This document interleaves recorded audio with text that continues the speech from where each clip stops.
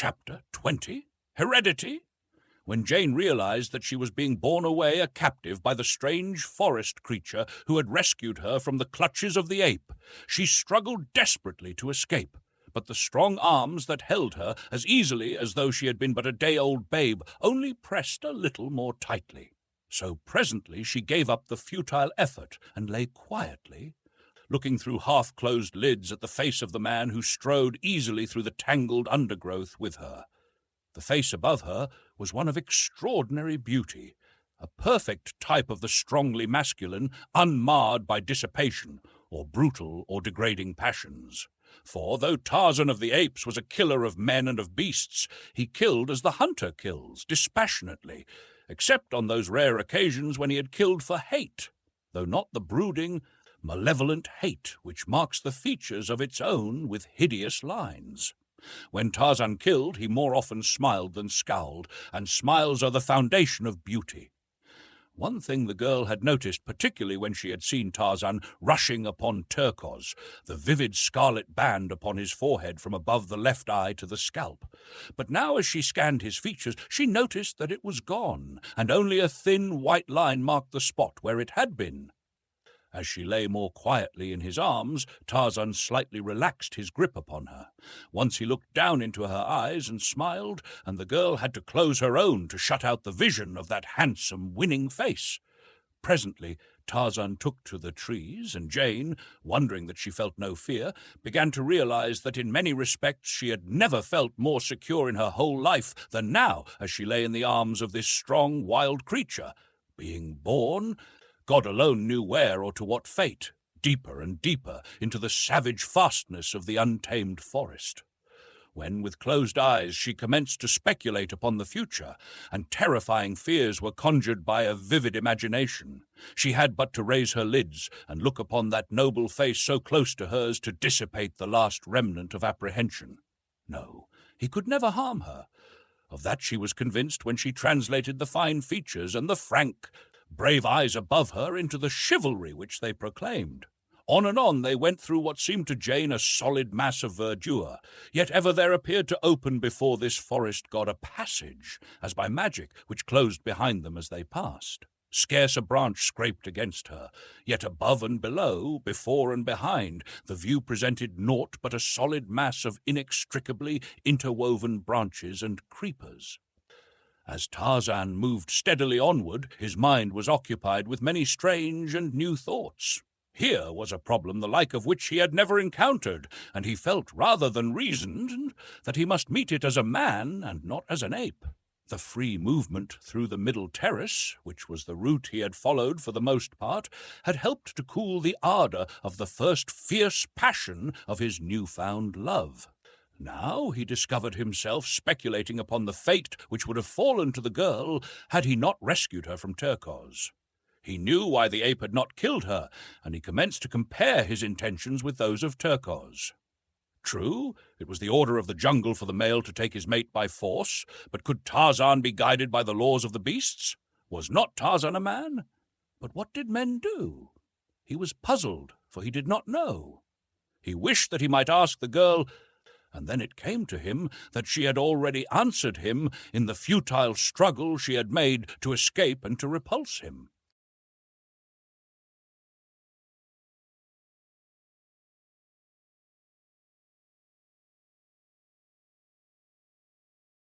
But now they had come to their destination, and Tarzan of the Apes, with Jane in his strong arms, swung lightly to the turf of the arena where the great apes held their councils and danced the wild orgy of the dum-dum. Though they had come many miles, it was still but mid-afternoon, and the amphitheatre was bathed in the half-light which filtered through the maze of encircling foliage. The green turf looked soft and cool and inviting. The myriad noises of the jungle seemed far distant and hushed to a mere echo of blurred sounds, rising and falling like the surf upon a remote shore. A feeling of dreamy peacefulness stole over Jane as she sank down upon the grass where Tarzan had placed her, and as she looked up at his great figure towering above her, there was added a strange sense of perfect security. As she watched him from beneath half-closed lids, Tarzan crossed the little circular clearing toward the trees upon the further side. She noted the graceful majesty of his carriage, the perfect symmetry of his magnificent figure, and the poise of his well-shaped head upon his broad shoulders. What a perfect creature! There could be naught of cruelty or baseness beneath that godlike exterior. Never, she thought, had such a man strode the earth since God created the first in his own image. With a bound, Tarzan sprang into the trees and disappeared. Jane wondered where he had gone. Had he left her there to her fate in the lonely jungle? She glanced nervously about.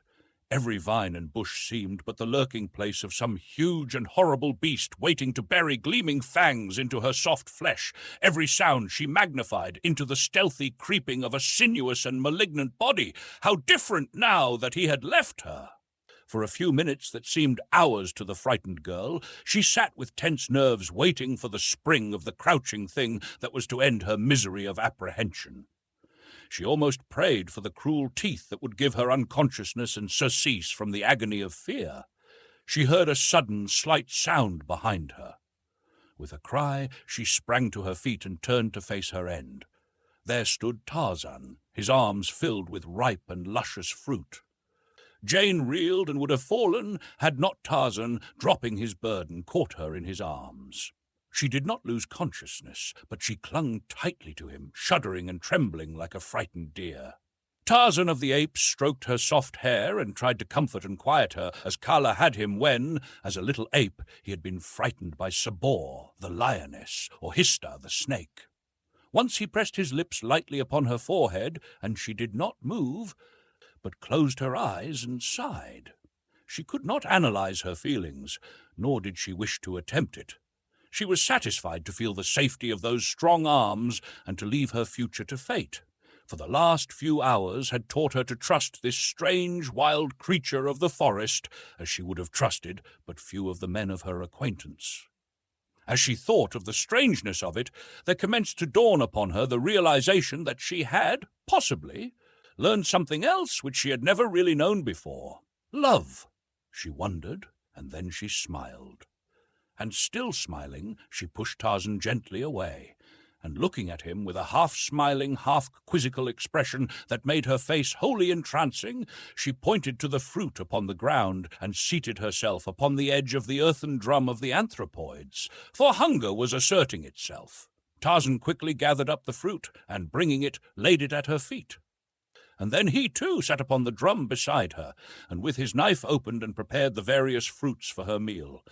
Together and in silence they ate, occasionally stealing sly glances at one another, until finally Jane broke into a merry laugh, in which Tarzan joined. "I wish you spoke English," said the girl. Tarzan shook his head, and an expression of wistful and pathetic longing sobered his laughing eyes. Then Jane tried speaking to him in French, and then in German, but she had to laugh at her own blundering attempt at the latter tongue. "Anyway," she said to him in English, "you understand my German as well as they did in Berlin."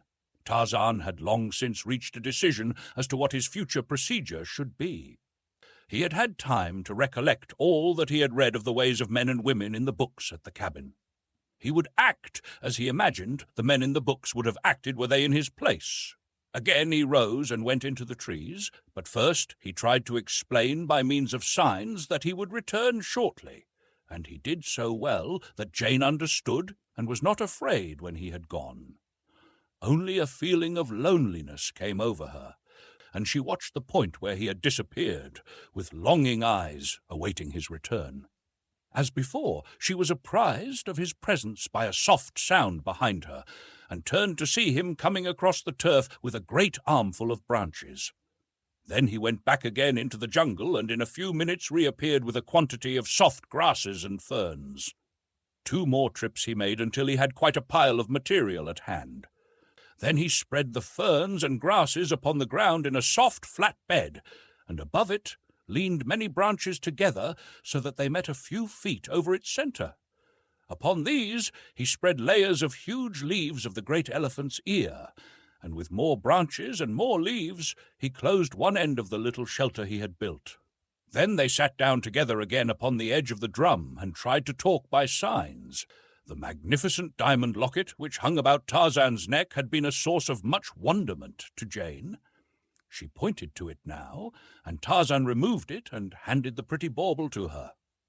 She saw that it was the work of a skilled artisan, and that the diamonds were of great brilliancy and superbly set, but the cutting of them denoted that they were of a former day. She noticed, too, that the locket opened, and pressing the hidden clasp, she saw the two halves spring apart to reveal in either section an ivory miniature. One was of a beautiful woman, and the other might have been a likeness of the man who sat beside her, except for a subtle difference of expression that was scarcely definable. She looked up at Tarzan to find him leaning toward her, gazing on the miniatures with an expression of astonishment. He reached out his hand for the locket and took it away from her, examining the likenesses within with unmistakable signs of surprise and new interest. His manner clearly denoted that he had never before seen them, nor imagined that the locket opened. This fact caused Jane to indulge in further speculation, and it taxed her imagination to picture how this beautiful ornament came into the possession of a wild and savage creature of the unexplored jungles of Africa. Still more wonderful was how it contained the likeness of one who might be a brother, or, more likely, the father of this woodland demigod, who was even ignorant of the fact that the locket opened. Tarzan was still gazing with fixity at the two faces. Presently he removed the quiver from his shoulder, and, emptying the arrows upon the ground, reached into the bottom of the bag-like receptacle and drew forth a flat object wrapped in many soft leaves and tied with bits of long grass. Carefully he unwrapped it, removing layer after layer of leaves, until at length he held a photograph in his hand. Pointing to the miniature of the man within the locket, he handed the photograph to Jane, holding the open locket beside it. The photograph only served to puzzle the girl still more, for it was evidently another likeness of the same man whose picture rested in the locket beside that of the beautiful young woman. Tarzan was looking at her with an expression of puzzled bewilderment in his eyes as she glanced up at him. He seemed to be framing a question with his lips. The girl pointed to the photograph, and then to the miniature, and then to him, as though to indicate that she thought the likenesses were of him, but he only shook his head, and then, shrugging his great shoulders, he took the photograph from her, and having carefully rewrapped it, placed it again in the bottom of his quiver.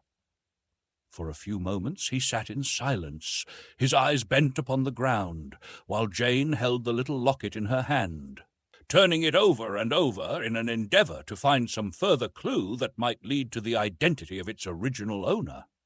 At length a simple explanation occurred to her. The locket had belonged to Lord Greystoke, and the likenesses were of himself and Lady Alice. This wild creature had simply found it in the cabin by the beach. How stupid of her not to have thought of that solution before! But to account for the strange likeness between Lord Greystoke and this forest god, that was quite beyond her, and it is not strange that she could not imagine that this naked savage was indeed an English nobleman. At length Tarzan looked up to watch the girl as she examined the locket.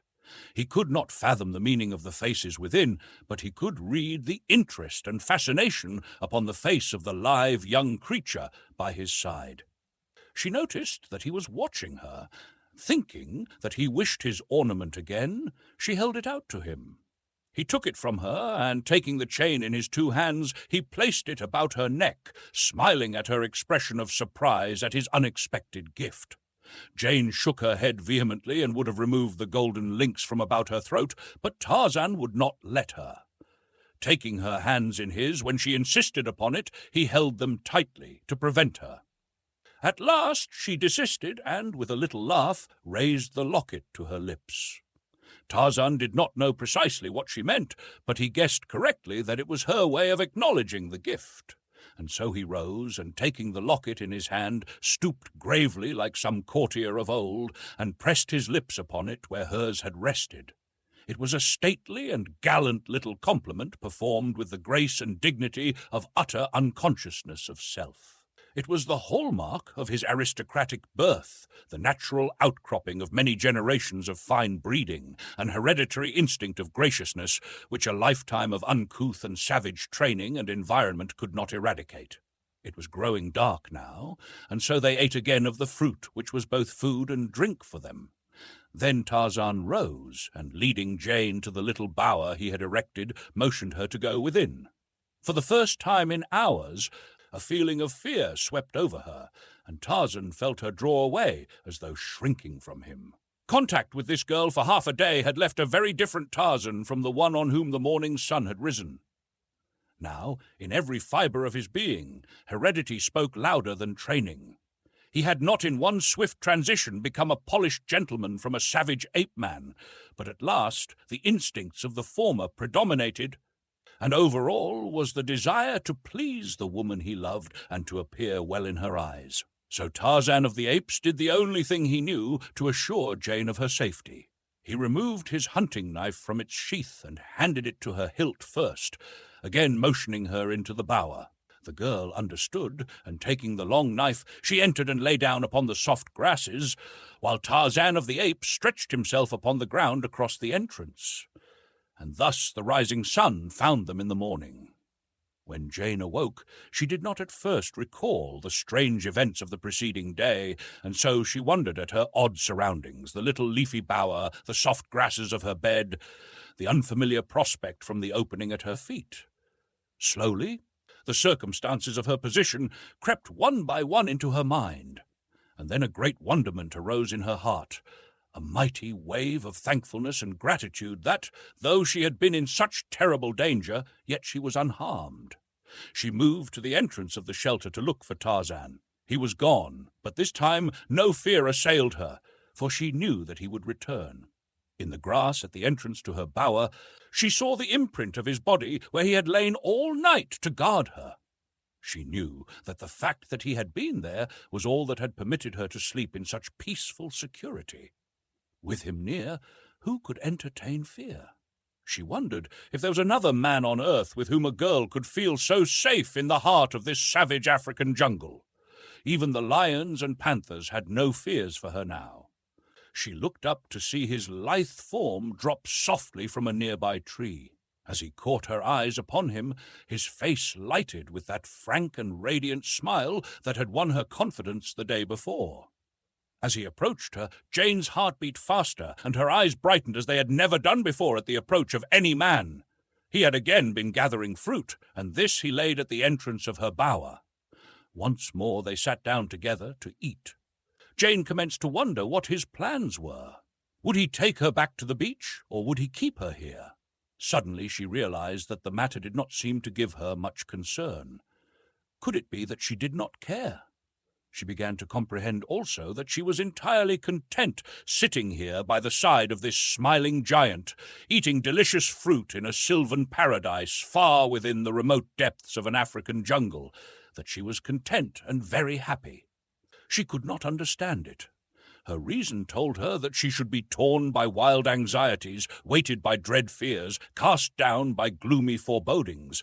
But instead her heart was singing, and she was smiling into the answering face of the man beside her. When they had finished their breakfast, Tarzan went to her bower and recovered his knife. The girl had entirely forgotten it. She realized that it was because she had forgotten the fear that prompted her to accept it. Motioning her to follow, Tarzan walked toward the trees at the edge of the arena, and taking her in one strong arm, swung to the branches above. The girl knew that he was taking her back to her people, and she could not understand the sudden feeling of loneliness and sorrow which crept over her. For hours they swung slowly along. Tarzan of the Apes did not hurry. He tried to draw out the sweet pleasure of that journey with those dear arms about his neck as long as possible, and so he went far south of the direct route to the beach. Several times they halted for brief rests, which Tarzan did not need, and at noon they stopped for an hour at a little brook where they quenched their thirst and ate. So it was nearly sunset when they came to the clearing, and Tarzan, dropping to the ground beside a great tree, parted the tall jungle grass and pointed out the little cabin to her. She took him by the hand to lead him to it, that she might tell her father that this man had saved her from death and worse than death, that he had watched over her as carefully as a mother might have done. But again the timidity of the wild thing in the face of human habitation swept over Tarzan of the Apes. He drew back, shaking his head. The girl came close to him, looking up with pleading eyes. Somehow she could not bear the thought of his going back into the terrible jungle alone. Still he shook his head, and finally he drew her to him very gently and stooped to kiss her. But first he looked into her eyes and waited to learn if she were pleased or if she would repulse him. Just an instant the girl hesitated, and then she realized the truth, and throwing her arms about his neck, she drew his face to hers and kissed him, unashamed. "I love you, I love you," she murmured. From far in the distance came the faint sound of many guns. Tarzan and Jane raised their heads. From the cabin came Mr. Philander and Esmeralda. From where Tarzan and the girl stood, they could not see the two vessels lying at anchor in the harbor. Tarzan pointed toward the sounds, touched his breast, and pointed again. She understood. He was going, and something told her that it was because he thought her people were in danger. Again he kissed her. "Come back to me," she whispered. "I shall wait for you always." He was gone, and Jane turned to walk across the clearing to the cabin. Mr. Philander was the first to see her. It was dusk, and Mr. Philander was very near-sighted. "Quickly, Esmeralda," he cried. "Let us seek safety within. It's a lioness. Bless me." Esmeralda did not bother to verify Mr. Philander's vision. His tone was enough. She was within the cabin and had slammed and bolted the door before he had finished pronouncing her name. The "bless me" was startled out of Mr. Philander by the discovery that Esmeralda, in the exuberance of her haste, had fastened him upon the same side of the door as was the close-approaching lioness. He beat furiously upon the heavy portal. "Esmeralda! Esmeralda!" he shrieked. "Let me in! I am being devoured by a lion!" Esmeralda thought that the noise upon the door was made by the lioness in her attempts to pursue her, so, after her custom, she fainted. Mr. Philander cast a frightened glance behind him. Horrors! The thing was quite close now. He tried to scramble up the side of the cabin and succeeded in catching a fleeting hold upon the thatched roof. For a moment he hung there, clawing with his feet like a cat on a clothesline, but presently a piece of the thatch came away, and Mr. Philander, preceding it, was precipitated upon his back. At the instant he fell, a remarkable item of natural history leaped to his mind. If one feigns death, lions and lionesses are supposed to ignore one, according to Mr. Philander's faulty memory. So Mr. Philander lay as he had fallen, frozen into the horrid semblance of death. As his arms and legs had been extended stiffly upward as he came to earth upon his back, the attitude of death was anything but impressive. Jane had been watching his antics in mild-eyed surprise. Now she laughed, a little choking gurgle of a laugh, but it was enough. Mr. Philander rolled over upon his side and peered about. At length he discovered her. "Jane!" he cried. "Jane Porter! Bless me!" He scrambled to his feet and rushed toward her. He could not believe that it was she and alive. "Bless me! Where did you come from? Where in the world have you been? How?" "Mercy, Mr. Philander," interrupted the girl. "I can never remember so many questions." "Well, well," said Mr. Philander. "Bless me, I am so filled with surprise and exuberant delight at seeing you safe and well again that I scarcely know what I am saying, really. But come, tell me all that has happened to you." Chapter 21, The Village of Torture. As the little expedition of sailors toiled through the dense jungle searching for signs of Jane Porter, the futility of their venture became more and more apparent. But the grief of the old man and the hopeless eyes of the young Englishman prevented the kind-hearted Darnot from turning back. He thought that there might be a bare possibility of finding her body, or the remains of it, for he was positive that she had been devoured by some beast of prey.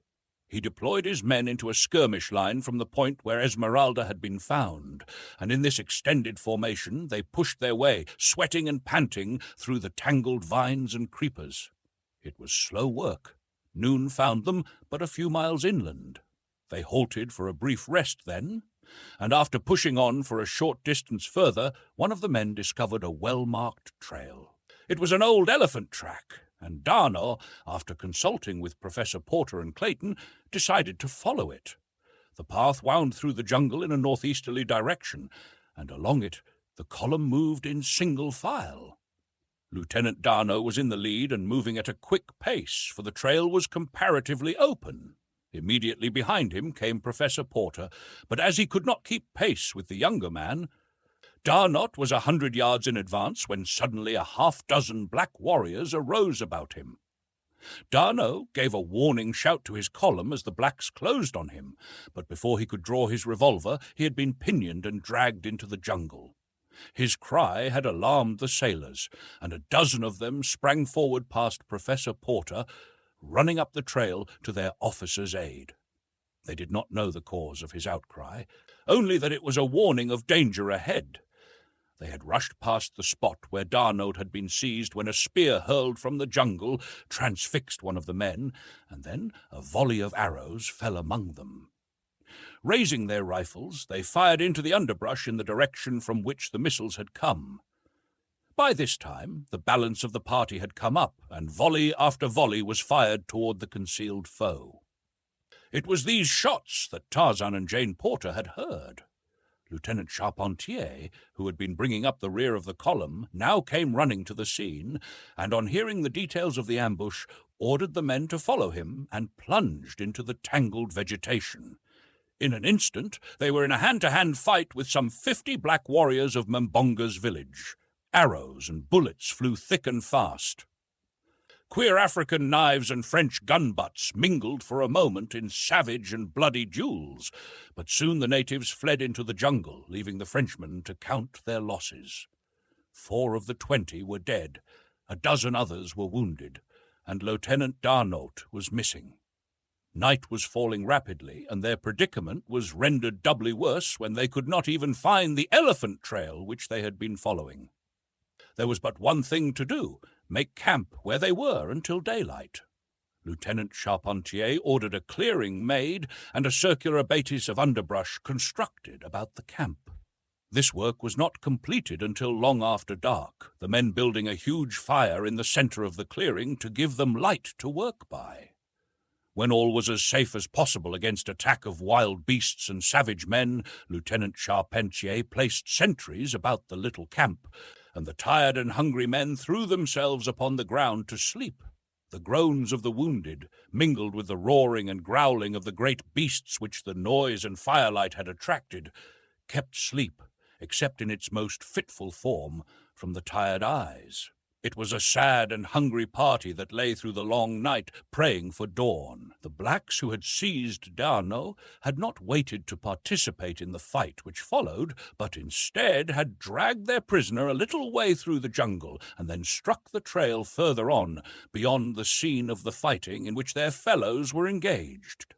They hurried him along, the sounds of battle growing fainter and fainter as they drew away from the contestants, until there suddenly broke upon D'Arnaud's vision a good-sized clearing at one end, of which stood a thatched and palisaded village.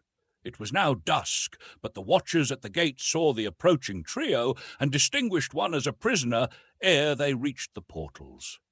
A cry went up within the palisade.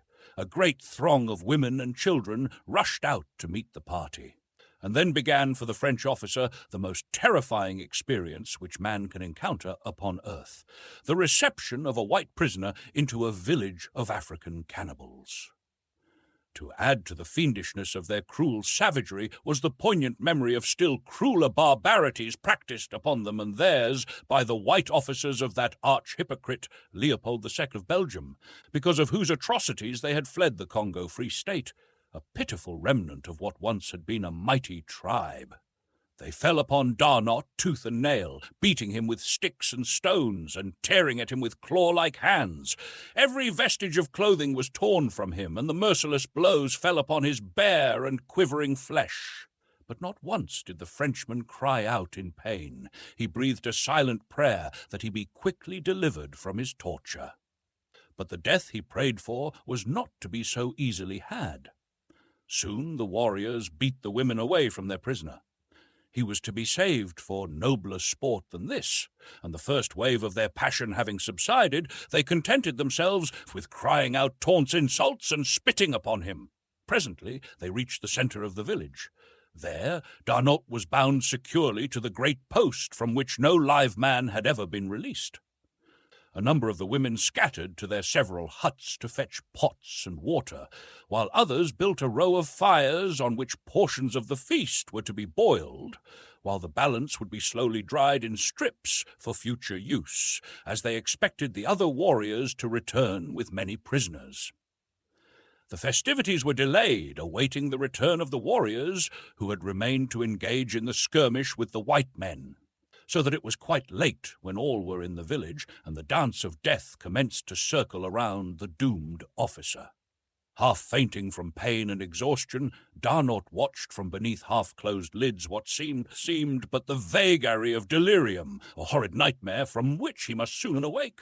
The bestial faces, daubed with colour, the huge mouths and flabby hanging lips, the yellow teeth sharp-filed, the rolling demon eyes, the shining naked bodies, the cruel spears. Surely no such creatures really existed upon earth.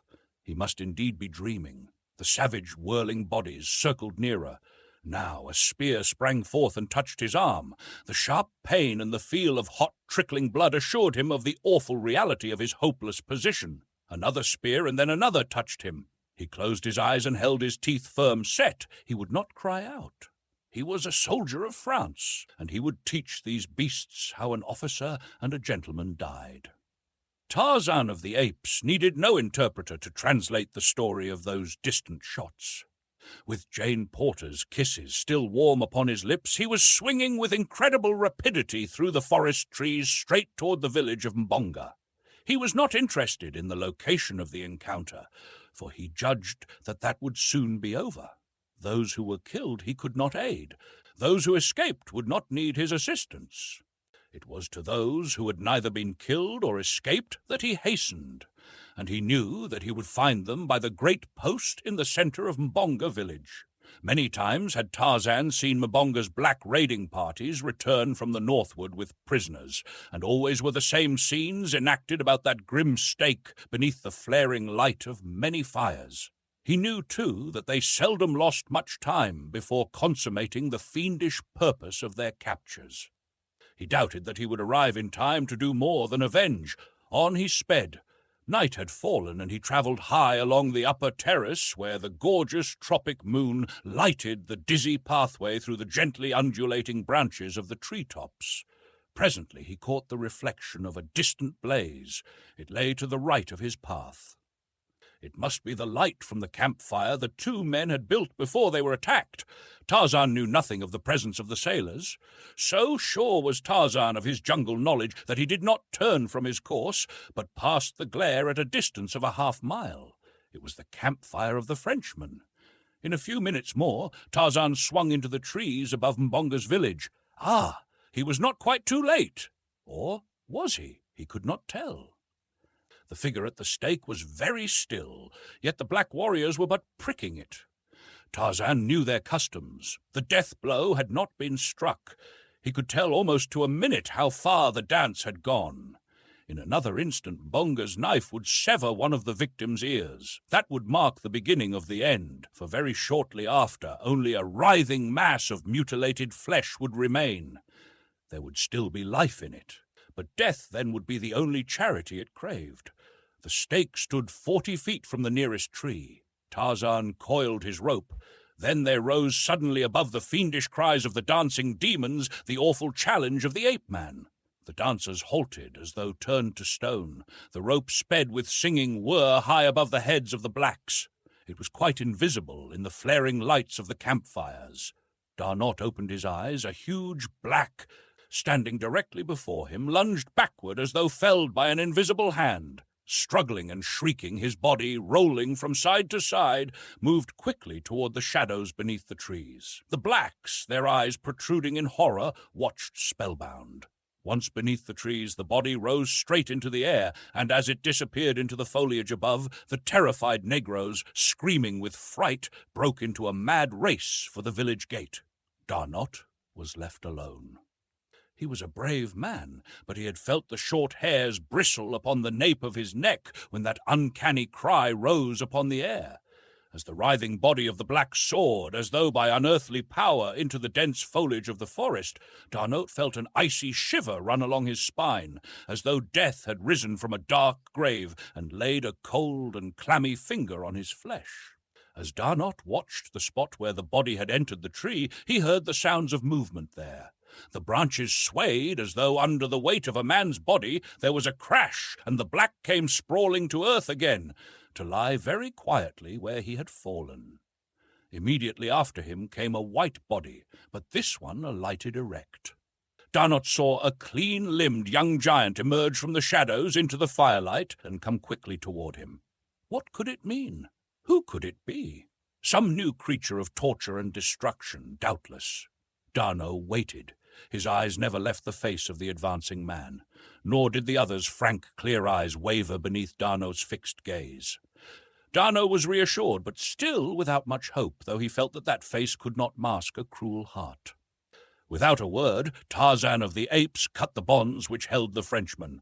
Weak from suffering and loss of blood, he would have fallen but for the strong arm that caught him. He felt himself lifted from the ground. There was a sensation as of flying, and then he lost consciousness. Chapter 22. The Search Party. When dawn broke upon the little camp of Frenchmen in the heart of the jungle, it found a sad and disheartened group. As soon as it was light enough to see their surrounding, Lieutenant Charpentier sent men in groups of 3 in several directions to locate the trail, and in 10 minutes it was found, and the expedition was hurrying back toward the beach. It was slow work, for they bore the bodies of 6 dead men, 2 more having succumbed during the night, and several of those who were wounded required support to move even very slowly. Charpentier had decided to return to camp for reinforcements, and then make an attempt to track down the natives and rescue D'Arnaut. It was late in the afternoon when the exhausted men reached the clearing by the beach, but for 2 of them the return brought so great a happiness that all their suffering and heartbreaking grief was forgotten on the instant. As the little party emerged from the jungle, the first person that Professor Porter and Cecil Clayton saw was Jane, standing by the cabin door. With a little cry of joy and relief, she ran forward to greet them, throwing her arms about her father's neck and bursting into tears for the first time since they had been cast upon this hideous and adventurous shore. Professor Porter strove manfully to suppress his own emotions, but the strain upon his nerves and weakened vitality was too much for him, and at length, burying his old face in the girl's shoulder, he sobbed quietly like a tired child. Jane led him toward the cabin, and the Frenchmen turned toward the beach, from which several of their fellows were advancing to meet them. Clayton, wishing to leave father and daughter alone, joined the sailors and remained talking with the officers until their boat pulled away toward the cruiser, whither Lieutenant Charpentier was bound to report the unhappy outcome of his adventure. Then Clayton turned back slowly toward the cabin. His heart was filled with happiness. The woman he loved was safe. He wondered by what manner of miracle she had been spared. To see her alive seemed almost unbelievable. As he approached the cabin, he saw Jane coming out. When she saw him, she hurried forward to meet him. "Jane," he cried, "God has been good to us indeed. Tell me how you escaped, what form Providence took to save you for us." He had never before called her by her given name. 48 hours before, it would have suffused Jane with a soft glow of pleasure to have heard that name from Clayton's lips. Now it frightened her. "Mr. Clayton," she said quietly, extending her hand, "first let me thank you for your chivalrous loyalty to my dear father. He has told me how noble and self-sacrificing you have been. How can we repay you?" Clayton noticed that she did not return his familiar salutation, but he felt no misgivings on that score. She had been through so much. This was no time to force his love upon her, he quickly realized. "I am already repaid," he said, "just to see you and Professor Porter both safe, well, and together again. I do not think that I could much longer have endured the pathos of his quiet and uncomplaining grief. It was the saddest experience of my life, Miss Porter, and then, added to it, there was my own grief, the greatest I have ever known. But his was so hopeless, his was pitiful. It taught me that no love, not even that of a man for his wife, may be so deep and terrible and self-sacrificing as the love of a father for his daughter." The girl bowed her head. There was a question she wanted to ask, but it seemed almost sacrilegious in the face of the love of these two men and the terrible suffering they had endured while she sat unhappy beside a godlike creature of the forest, eating delicious fruits and looking with eyes of love into answering eyes. But love is a strange master, and human nature is still stranger, so she asked her question. "Where is the forest man who went to rescue you? Why did he not return?" "I do not understand," said Clayton. "Whom do you mean?" "He who has saved each of us, who saved me from the gorilla." "Oh," cried Clayton in surprise. "It was he who rescued you? You have not told me anything of your adventure, you know." "But the woodman," she urged. "Have you not seen him? When we heard the shots in the jungle, very faint and far away, he left me. We had just reached the clearing, and he hurried off in the direction of the fighting. I know he went to aid you." Her tone was almost pleading, her manner tense with suppressed emotion. Clayton could not but notice it, and he wondered, vaguely, why she was so deeply moved, so anxious to know the whereabouts of this strange creature. Yet a feeling of apprehension of some impending sorrow haunted him, and in his breast, unknown to himself, was implanted the first germ of jealousy and suspicion of the ape-man to whom he owed his life. "We did not see him," he replied quietly. "He did not join us." And then, after a moment of thoughtful pause, "Possibly he joined his own tribe, the men who attacked us." He did not know why he had said it, for he did not believe it. The girl looked at him wide-eyed for a moment. "No!" she exclaimed vehemently, much too vehemently, he thought. "It could not be. They were savages." Clayton looked puzzled. "He is a strange, half-savage creature of the jungle, Miss Porter. We know nothing of him. He neither speaks nor understands any European tongue, and his ornaments and weapons are those of the West Coast savages." Clayton was speaking rapidly. "There are no other human beings than savages within hundreds of miles, Miss Porter. He must belong to the tribes which attacked us, or to some other equally savage. He may even be a cannibal." Jane blanched. "I will not believe it," she half-whispered. "It is not true. You shall see," she said, addressing Clayton, "that he will come back and that he will prove that you are wrong. You do not know him as I do. I tell you that he is a gentleman." Clayton was a generous and chivalrous man, but something in the girl's breathless defense of the forest man stirred him to unreasoning jealousy, so that for the instant he forgot all that they owed to this wild demigod, and he answered her with a half-sneer upon his lip. "Possibly you are right, Miss Porter," he said, "but I do not think that any of us need worry about our carrion-eating acquaintance. The chances are that he is some half-demented castaway who will forget us more quickly, but no more surely than we shall forget him. He is only a beast of the jungle, Miss Porter." The girl did not answer, but she felt her heart shrivel within her. She knew that Clayton spoke merely what he thought, and for the first time she began to analyze the structure which supported her newfound love and to subject its object to a critical examination. Slowly she turned and walked back to the cabin. She tried to imagine her wood god by her side in the saloon of an ocean liner. She saw him eating with his hands, tearing his food like a beast of prey, and wiping his greasy fingers upon his thighs. She shuddered. She saw him as she introduced him to her friends, uncouth, illiterate, a bore, and the girl winced. She had reached her room now, and as she sat upon the edge of her bed of ferns and grasses, with one hand resting upon her rising and falling bosom, she felt the hard outlines of the man's locket. She drew it out, holding it in the palm of her hand for a moment, with tear-blurred eyes bent upon it. Then she raised it to her lips, and crushing it there, buried her face in the soft ferns, sobbing. "Beast!" she murmured. "Then God make me a beast, for, man or beast, I am yours." She did not see Clayton again that day. Esmeralda brought her supper to her, and she sent word to her father that she was suffering from the reaction following her adventure. The next morning, Clayton left early with the relief expedition in search of Lieutenant Darnot.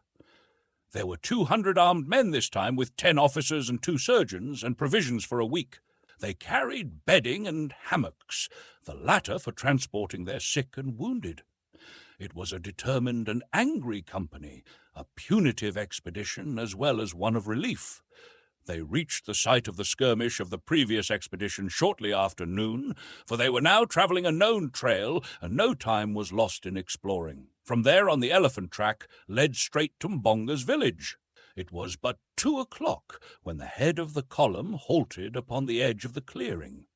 Lieutenant Charpentier, who was in command, immediately sent a portion of his force through the jungle to the opposite side of the village. Another detachment was dispatched to a point before the village gate, while he remained with the balance upon the south side of the clearing. It was arranged that the party which was to take its position to the north, and which would be the last to gain its station, should commence the assault, and that their opening volley should be the signal for a concerted rush from all sides in an attempt to carry the village by storm at the first charge. For half an hour the men with Lieutenant Charpentier crouched in the dense foliage of the jungle, waiting for the signal. To them it seemed like hours. They could see natives in the fields and others moving in and out of the village gate. At length the signal came, a sharp rattle of musketry, and like one man, an answering volley tore from the jungle to the west and to the south. The natives in the field dropped their implements and broke madly for the palisade. The French bullets mowed them down, and the French sailors bounded over their prostrate bodies straight for the village gate. So sudden and unexpected the assault had been that the whites reached the gates before the frightened natives could bar them, and in another minute the village street was filled with armed men fighting hand to hand in an inextricable tangle. For a few moments the blacks held their ground within the entrance to the street, but the revolvers, rifles, and cutlasses of the Frenchmen crumpled the native spearmen and struck down the black archers with their bows half drawn. Soon the battle turned to a wild rout and then to a grim massacre, for the French sailors had seen bits of D'Arnaud's uniform upon several of the black warriors who opposed them. They spared the children and those of the women whom they were not forced to kill in self-defense, but when at length they stopped, panting, blood-covered and sweating, it was because there lived to oppose them no single warrior of all the savage village of Mbonga. Carefully they ransacked every hut and corner of the village, but no sign of D'Arnaud could they find. They questioned the prisoners by signs, and finally one of the sailors who had served in the French Congo found that he could make them understand the bastard tongue that passes for language between the whites and the more degraded tribes of the coast. But even then they could learn nothing definite regarding the fate of D'Arnaud.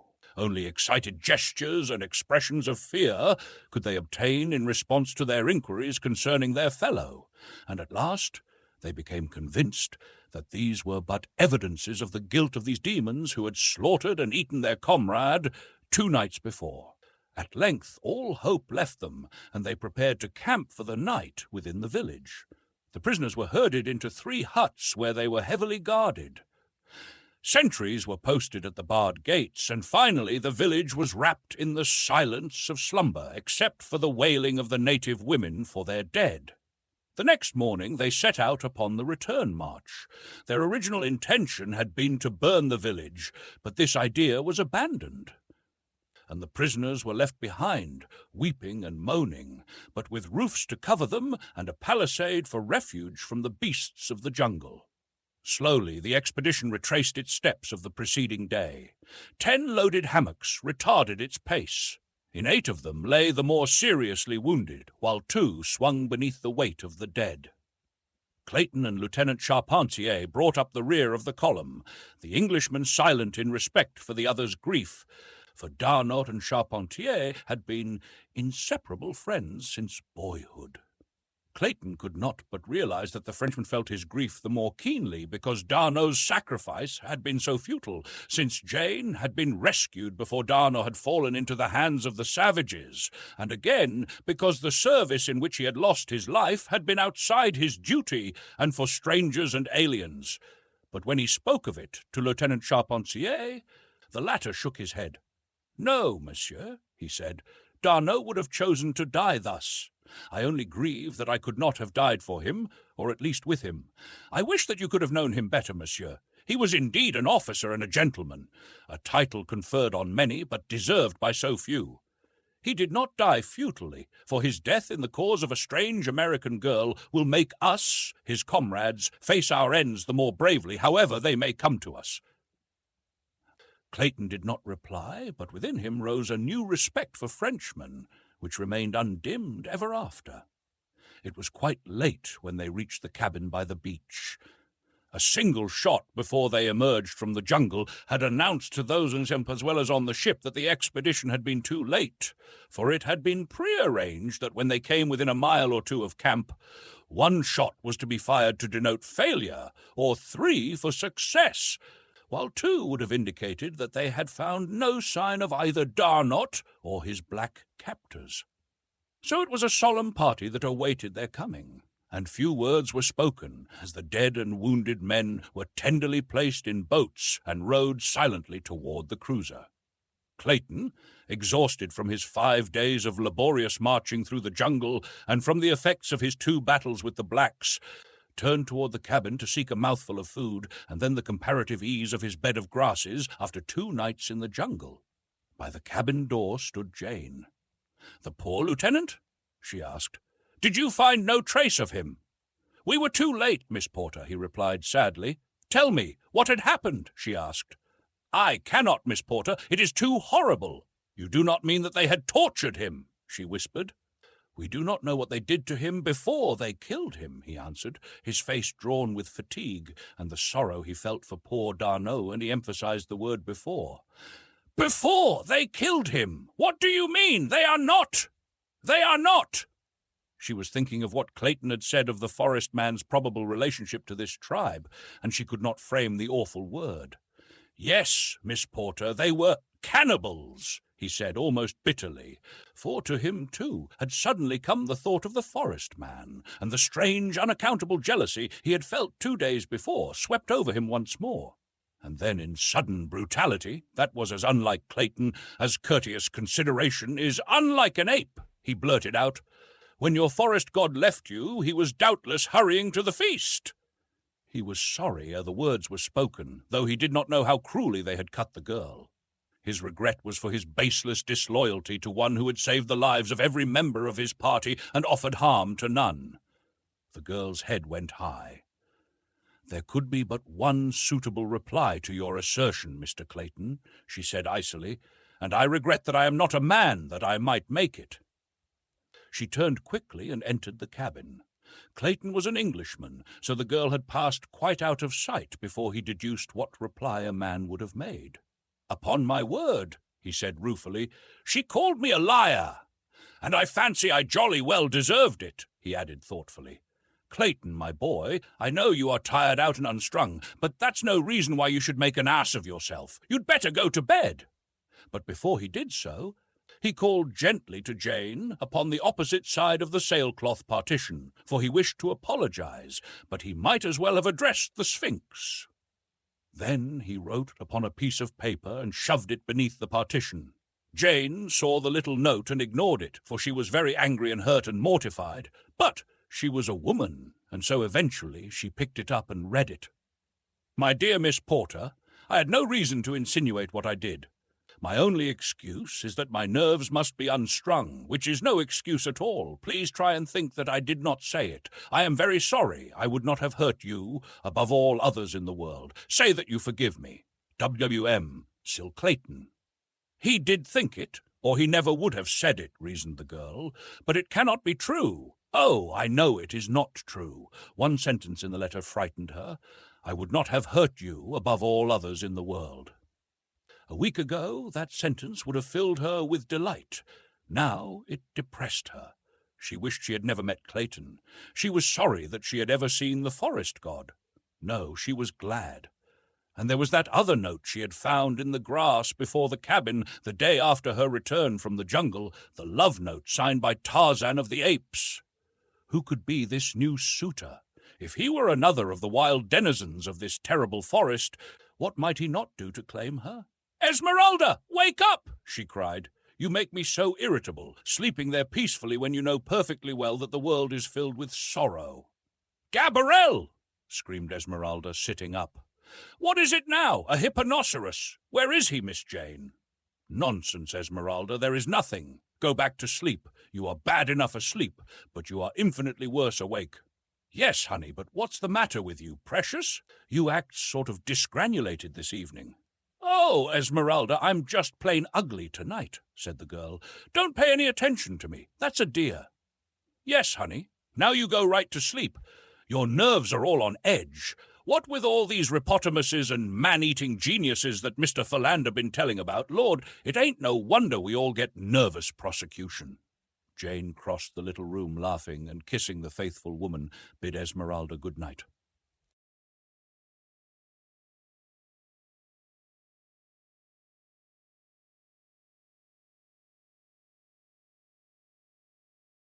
Chapter 23, Brother Men. When Darnot regained consciousness, he found himself lying upon a bed of soft ferns and grasses beneath a little A-shaped shelter of boughs. At his feet an opening looked upon a green sward, and at a little distance beyond was the dense wall of jungle and forest. He was very lame and sore and weak, and as full consciousness returned, he felt the sharp torture of many cruel wounds and the dull aching of every bone and muscle in his body as a result of the hideous beating he had received. Even the turning of his head caused him such excruciating agony that he lay still with closed eyes for a long time. He tried to piece out the details of his adventure prior to the time he lost consciousness, to see if they would explain his present whereabouts. He wondered if he were among friends or foes. At length he recollected the whole hideous scene at the stake, and finally recalled the strange white figure in whose arms he had sunk into oblivion. Darnot wondered what fate lay in store for him now. He could neither see nor hear any signs of life about him. The incessant hum of the jungle, the rustling of millions of leaves, the buzz of insects, the voices of the birds and monkeys seemed blended into a strangely soothing purr, as though he lay apart, far from the myriad life whose sounds came to him only as a blurred echo. At length he fell into a quiet slumber, nor did he awake again until afternoon.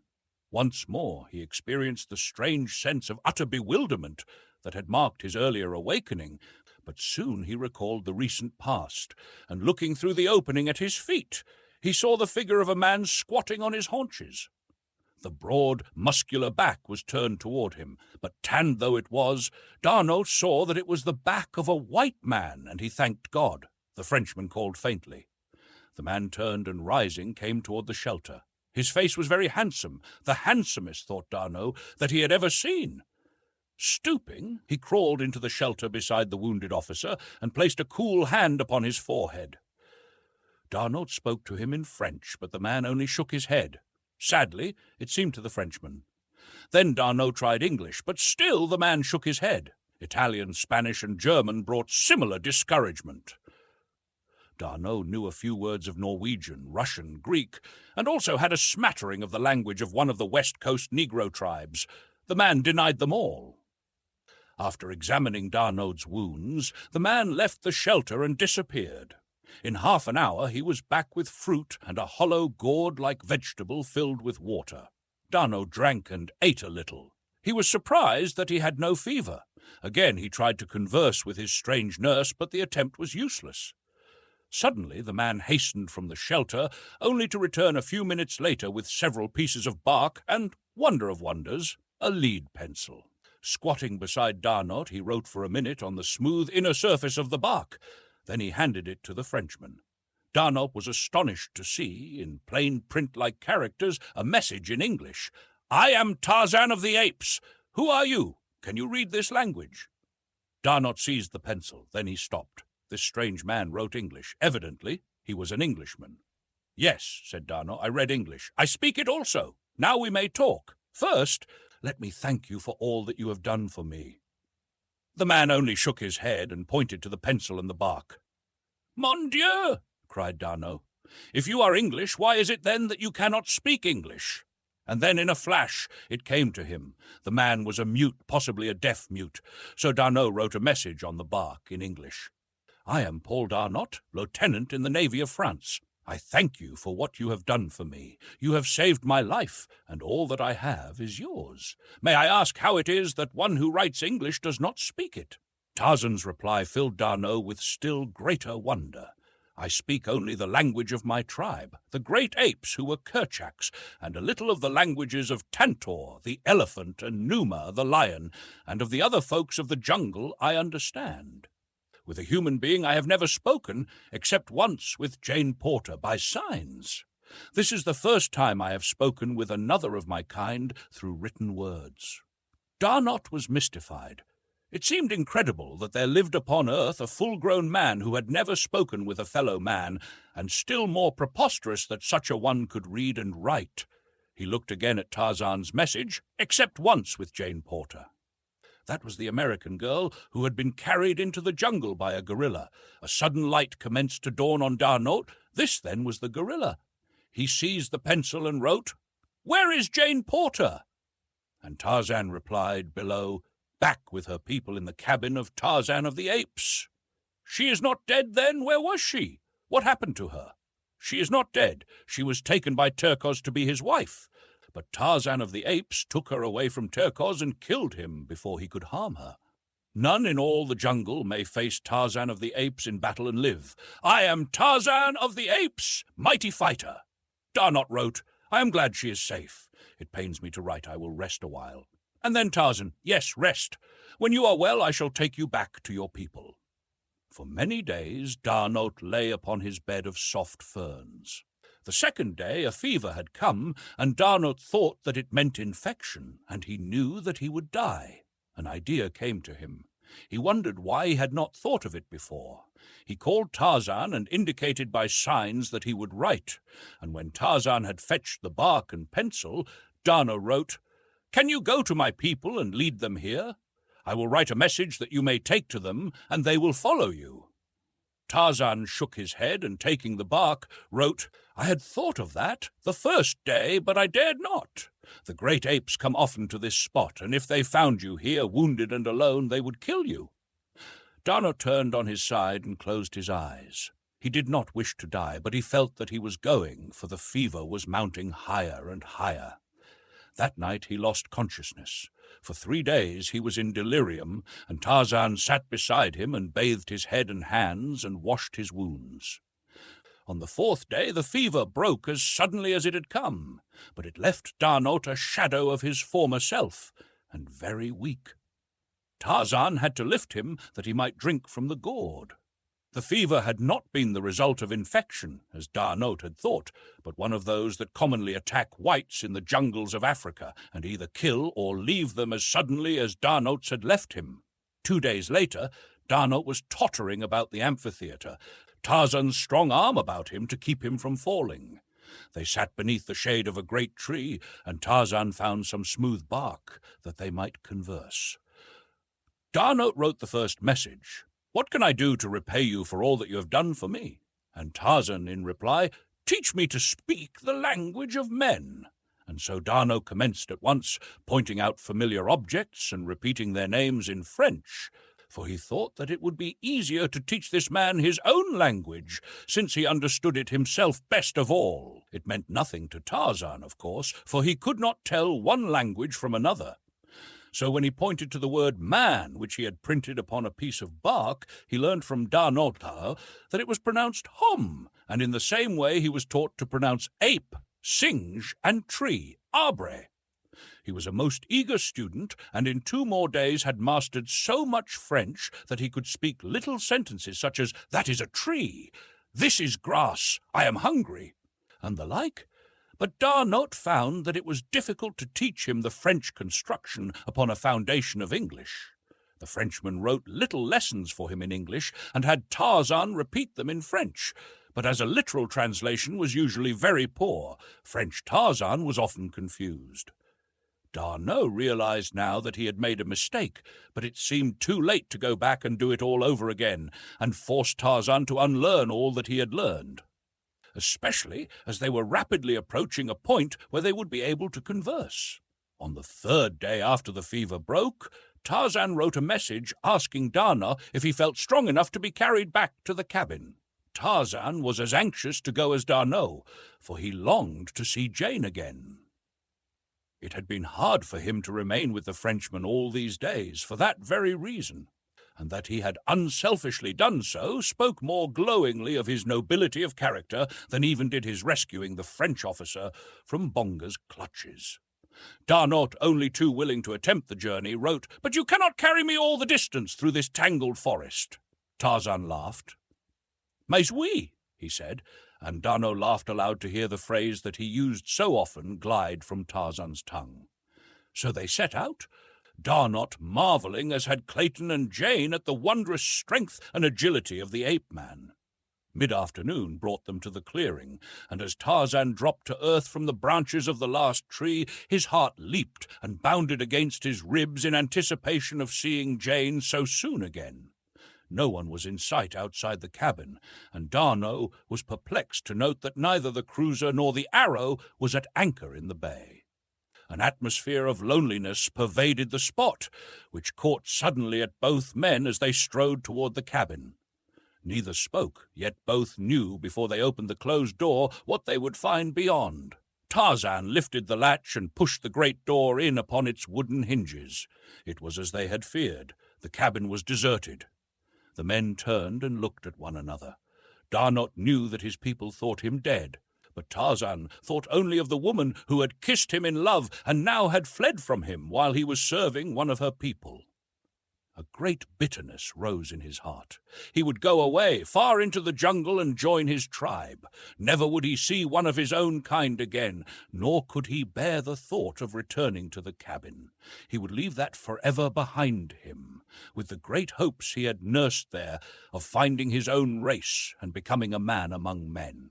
And the Frenchman? D'Arnot? What of him? He could get along as Tarzan had. Tarzan did not want to see him more, wanted to get away from everything that might remind him of Jane. As Tarzan stood upon the threshold brooding, D'Arnot had entered the cabin. Many comforts he saw that had been left behind. He recognized numerous articles from the cruiser: a camp oven, some kitchen utensils, a rifle and many rounds of ammunition, canned foods, blankets, 2 chairs and a cot, and several books and periodicals, mostly American. They must intend returning, thought D'Arnot. He walked over to the table that John Clayton had built so many years before to serve as a desk, and on it he saw 2 notes addressed to Tarzan of the Apes. One was in a strong masculine hand and was unsealed. The other, in a woman's hand, was sealed. "Here are 2 messages for you." "Tarzan of the Apes," cried D'Arnot, turning toward the door, but his companion was not there. D'Arnot walked to the door and looked out. Tarzan was nowhere in sight. He called aloud, but there was no response. "Mon Dieu!" exclaimed D'Arnot. "He has left me. I feel it. He has gone back into his jungle and left me here alone." And then he remembered the look on Tarzan's face when they had discovered that the cabin was empty. Such a look as the hunter sees in the eyes of the wounded deer he has wantonly brought down. The man had been hard hit. D'Arnot realized it now. But why? He could not understand. The Frenchman looked about him. The loneliness and the horror of the place commenced to get on his nerves, already weakened by the ordeal of suffering and sickness he had passed through. To be left here alone beside this awful jungle, never to hear a human voice or see a human face, in constant dread of savage beasts and more terribly savage men, a prey to solitude and hopelessness.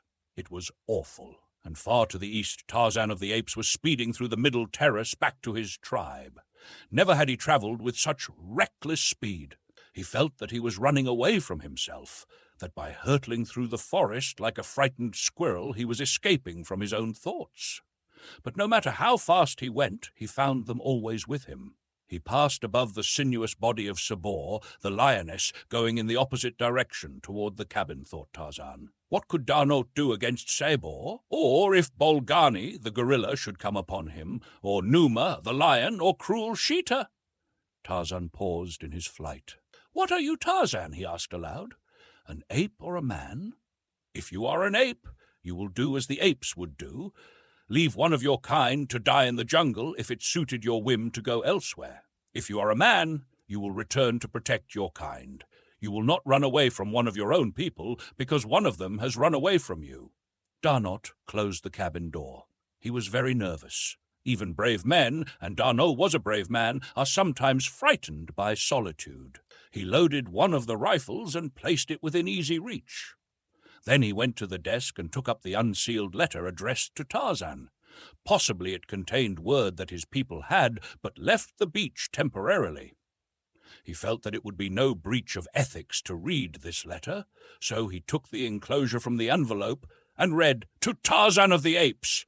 We thank you for the use of your cabin, and are sorry that you did not permit us the pleasure of seeing and thanking you in person. We have harmed nothing, but have left many things for you which may add to your comfort and safety here in your lonely home. If you know the strange white man who saved our lives so many times and brought us food, and if you can converse with him, thank him also for his kindness. We sail within the hour, never to return. But we wish you and that other jungle friend to know that we shall always thank you for what you did for strangers on your shore, and that we should have done infinitely more to reward you both had you given us the opportunity. Very respectfully, W.M. Cecil Clayton." "Never to return," muttered Darnot, and threw himself face downward upon the cot. An hour later, he started up listening. Something was at the door trying to enter. Darnot reached for the loaded rifle and placed it to his shoulder. Dusk was falling, and the interior of the cabin was very dark, but the man could see the latch moving from its place. He felt his hair rising upon his scalp. Gently the door opened until a thin crack showed something standing just beyond. Darnot sighted along the blue barrel at the crack of the door, and then he pulled the trigger. Chapter 24, Lost Treasure.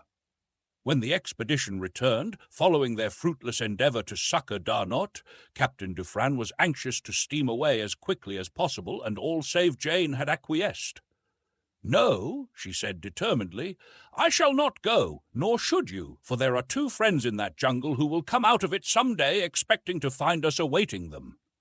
Your officer, Captain Dufresne, is one of them, and the forest man who has saved the lives of every member of my father's party is the other.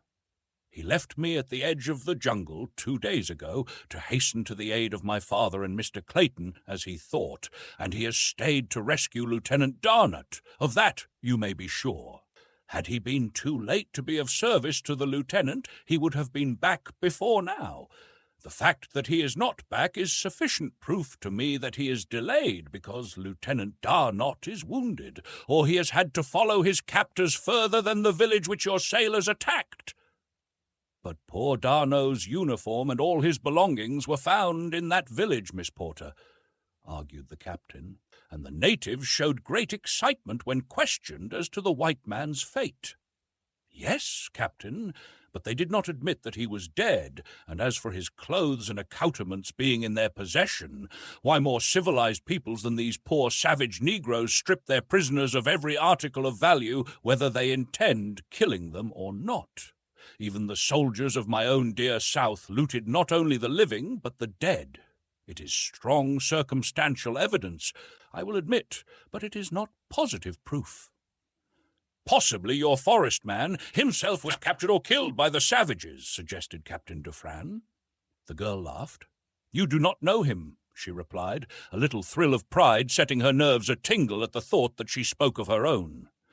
"I admit that he would be worth waiting for, this Superman of yours," laughed the captain. "I most certainly should like to see him."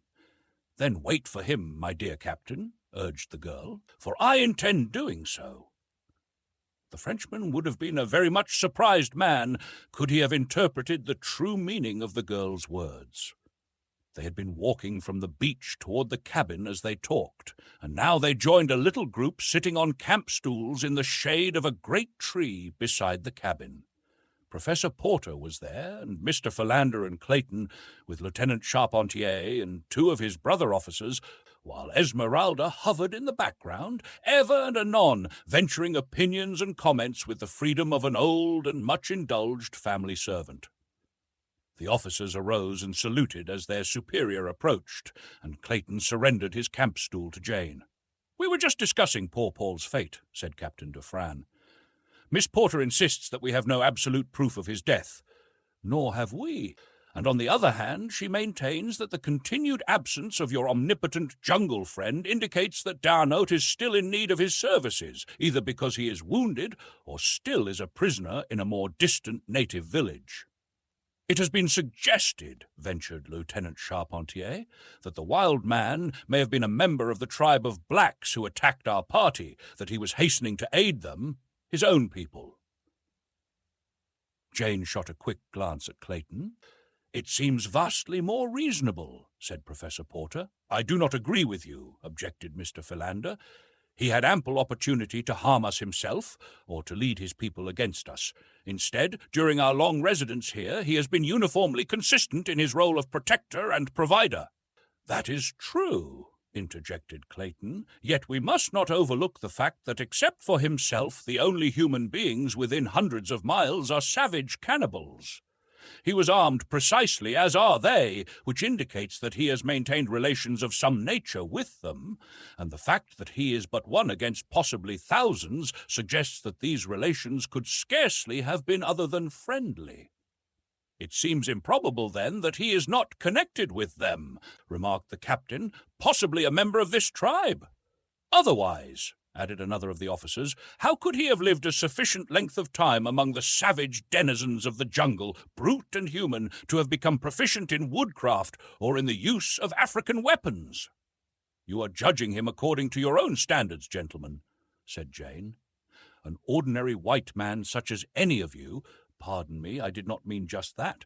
Rather, a white man above the ordinary in physique and intelligence could never, I grant you, have lived a year alone and naked in this tropical jungle. But this man not only surpasses the average white man in strength and agility, but as far transcends our trained athletes and strong men as they surpass a day-old babe, and his courage and ferocity in battle are those of the wild beast." "He has certainly won a loyal champion, Miss Porter," said Captain Dufresne, laughing. "I am sure that there be none of us here but would willingly face death 100 times its most terrifying forms to deserve the tributes of one even half so loyal or so beautiful." "You would not wonder that I defend him," said the girl. "Could you have seen him as I saw him, battling in my behalf with that huge, hairy brute? Could you have seen him charge the monster as a bull might charge a grizzly, absolutely without sign of fear or hesitation, you would have believed him more than human. Could you have seen those mighty muscles knotting under the brown skin, could you have seen them force back those awful fangs, you, too, would have thought him invincible. And could you have seen the chivalrous treatment which he accorded a strange girl of a strange race, you would feel the same absolute confidence in him that I feel." "You have won your suit, my fair pleader," cried the captain. "This court finds the defendant not guilty, and the cruiser shall wait a few days longer that he may have an opportunity to come and thank the divine Portia." "For the Lord's sake, honey," cried Esmeralda. "You all don't mean to tell me that you're going to stay right here in this here land of carnivorable animals when you all got the opportunity to escapade on that boat? Don't you tell me that, honey." "Why, Esmeralda, you should be ashamed of yourself," cried Jane. "Is this any way to show your gratitude to the man who saved your life twice?" "Well, Miss Jane, that's all jest, as you say, but that there forest man never did save us to stay here. He done save us so we all could get away from here. I expect he be mighty peevish when he find we ain't got no more sense than to stay right here after he done give us the chance to get away. I hoped I'd never have to sleep in this here geological garden another night and listen to all them lonesome noises that come out of that jumble after dark." "I don't blame you a bit, Esmeralda," said Clayton, "and you certainly did hit it off right when you called them lonesome. Noises. I never have been able to find the right word for them, but that's it, don't you know, lonesome noises." "You and Esmeralda had better go and live on the cruiser," said Jane in fine scorn. "What would you think if you had to live all of your life in that jungle as our forest man has done?" "I'm afraid I'd be a blooming bounder as a wild man," laughed Clayton ruefully. "Those noises at night make the hair on my head bristle. I suppose that I should be ashamed to admit it, but it's the truth." "I don't know about that," said Lieutenant Charpentier.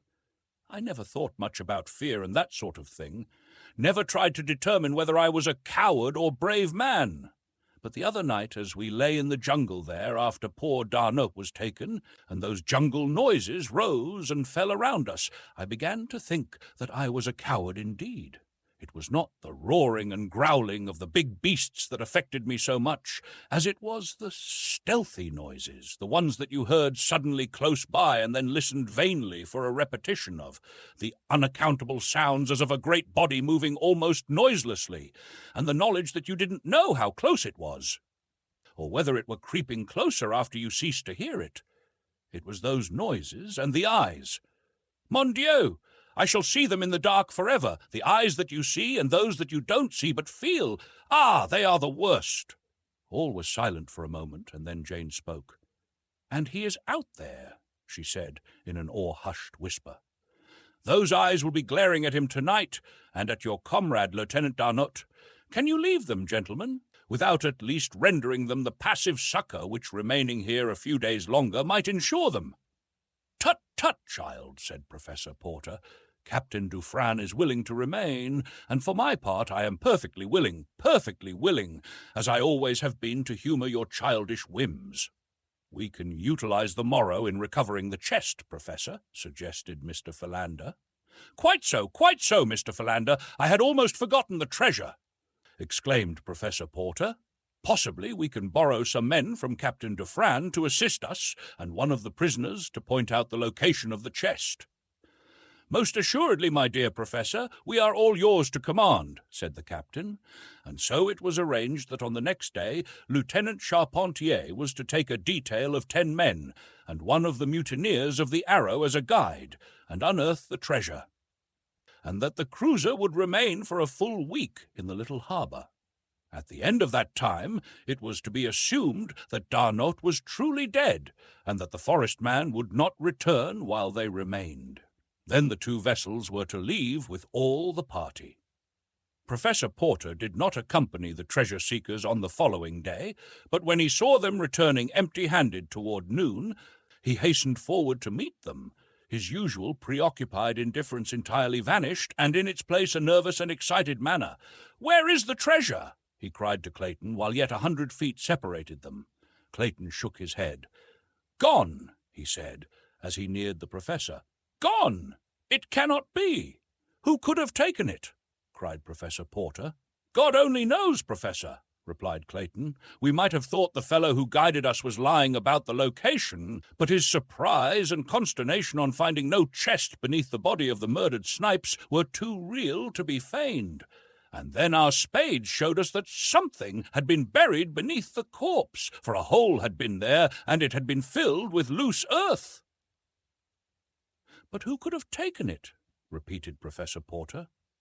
"Suspicion might naturally fall on the men of the cruiser," said Lieutenant Charpentier, "but for the fact that Sub-Lieutenant Janviers here assures me that no men have had shore leave, that none has been on shore since we anchored here except under command of an officer. I do not know that you would suspect our men, but I am glad that there is now no chance for suspicion to fall on them," he concluded. "It would never have occurred to me to suspect the men to whom we owe so much," replied Professor Porter graciously. "I would as soon suspect my dear Clayton here or Mr. Philander." The Frenchmen smiled, both officers and sailors. It was plain to see that a burden had been lifted from their minds. "The treasure has been gone for some time," continued Clayton. "In fact, the body fell apart as we lifted it, which indicates that whoever removed the treasure did so while the corpse was still fresh, for it was intact when we first uncovered it." "There must have been several in the party," said Jane, who had joined them. "You remember that it took 4 men to carry it." "By Jove!" cried Clayton. "That's right. It must have been done by a party of blacks. Probably one of them saw the men bury the chest and then returned immediately after with a party of his friends and carried it off."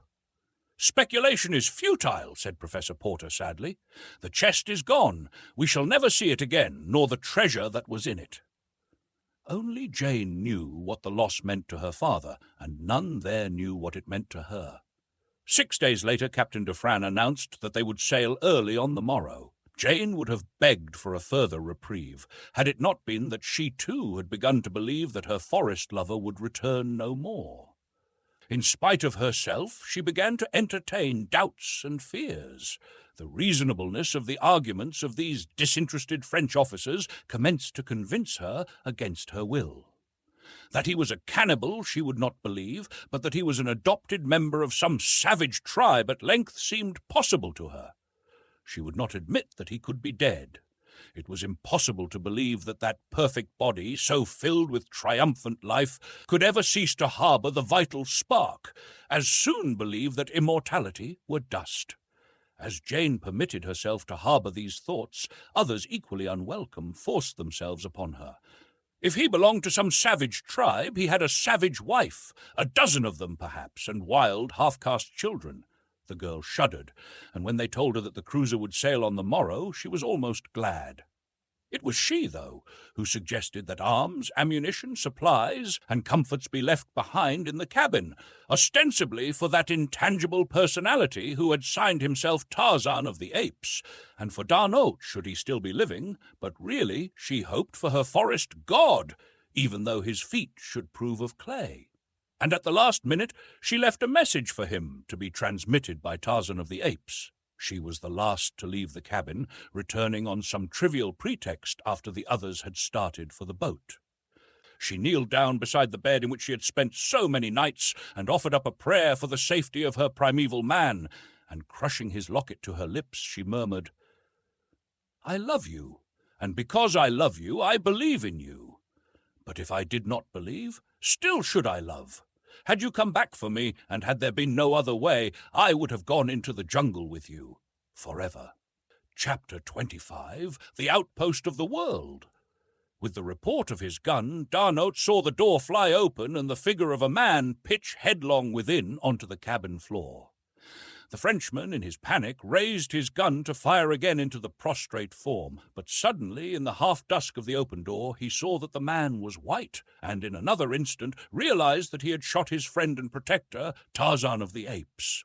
With a cry of anguish, D'Arnaut sprang to the ape-man's side, and kneeling, lifted the latter's head in his arms, calling Tarzan's name aloud. There was no response, and then D'Arnaut placed his ear above the man's heart. To his joy, he heard its steady beating beneath. Carefully he lifted Tarzan to the cot, and then, after closing and bolting the door, he lighted one of the lamps and examined the wound. The bullet had struck a glancing blow upon the skull. There was an ugly flesh wound, but no signs of a fracture of the skull. D'Arnaut breathed a sigh of relief and went about bathing the blood from Tarzan's face. Soon the cool water revived him, and presently he opened his eyes to look in questioning surprise at D'Arnaut. The latter had bound the wound with pieces of cloth, and as he saw that Tarzan had regained consciousness, he arose and, going to the table, wrote a message which he handed to the ape-man, explaining the terrible mistake he had made and how thankful he was that the wound was not more serious. Tarzan, after reading the message, sat on the edge of the couch and laughed. "It is nothing," he said in French, and then, his vocabulary failing him, he wrote, "You should have seen what Bolgani did to me and Kerchak and Terkoz before I killed them. Then you would laugh at such a little scratch." D'Arnaut handed Tarzan the 2 messages that had been left for him. Tarzan read the first one through with a look of sorrow on his face. The second one he turned over and over, searching for an opening. He had never seen a sealed envelope before. At length he handed it to D'Arnaut. The Frenchman had been watching him and knew that Tarzan was puzzled over the envelope. How strange it seemed that, to a full-grown white man, an envelope was a mystery. D'Arnaut opened it and handed the letter back to Tarzan. Sitting on a camp stool, the ape-man spread the written sheet before him and read, "To Tarzan of the Apes. Before I leave, let me add my thanks to those of Mr. Clayton for the kindness you have shown in permitting us the use of your cabin. That you never came to make friends with us has been a great regret to us.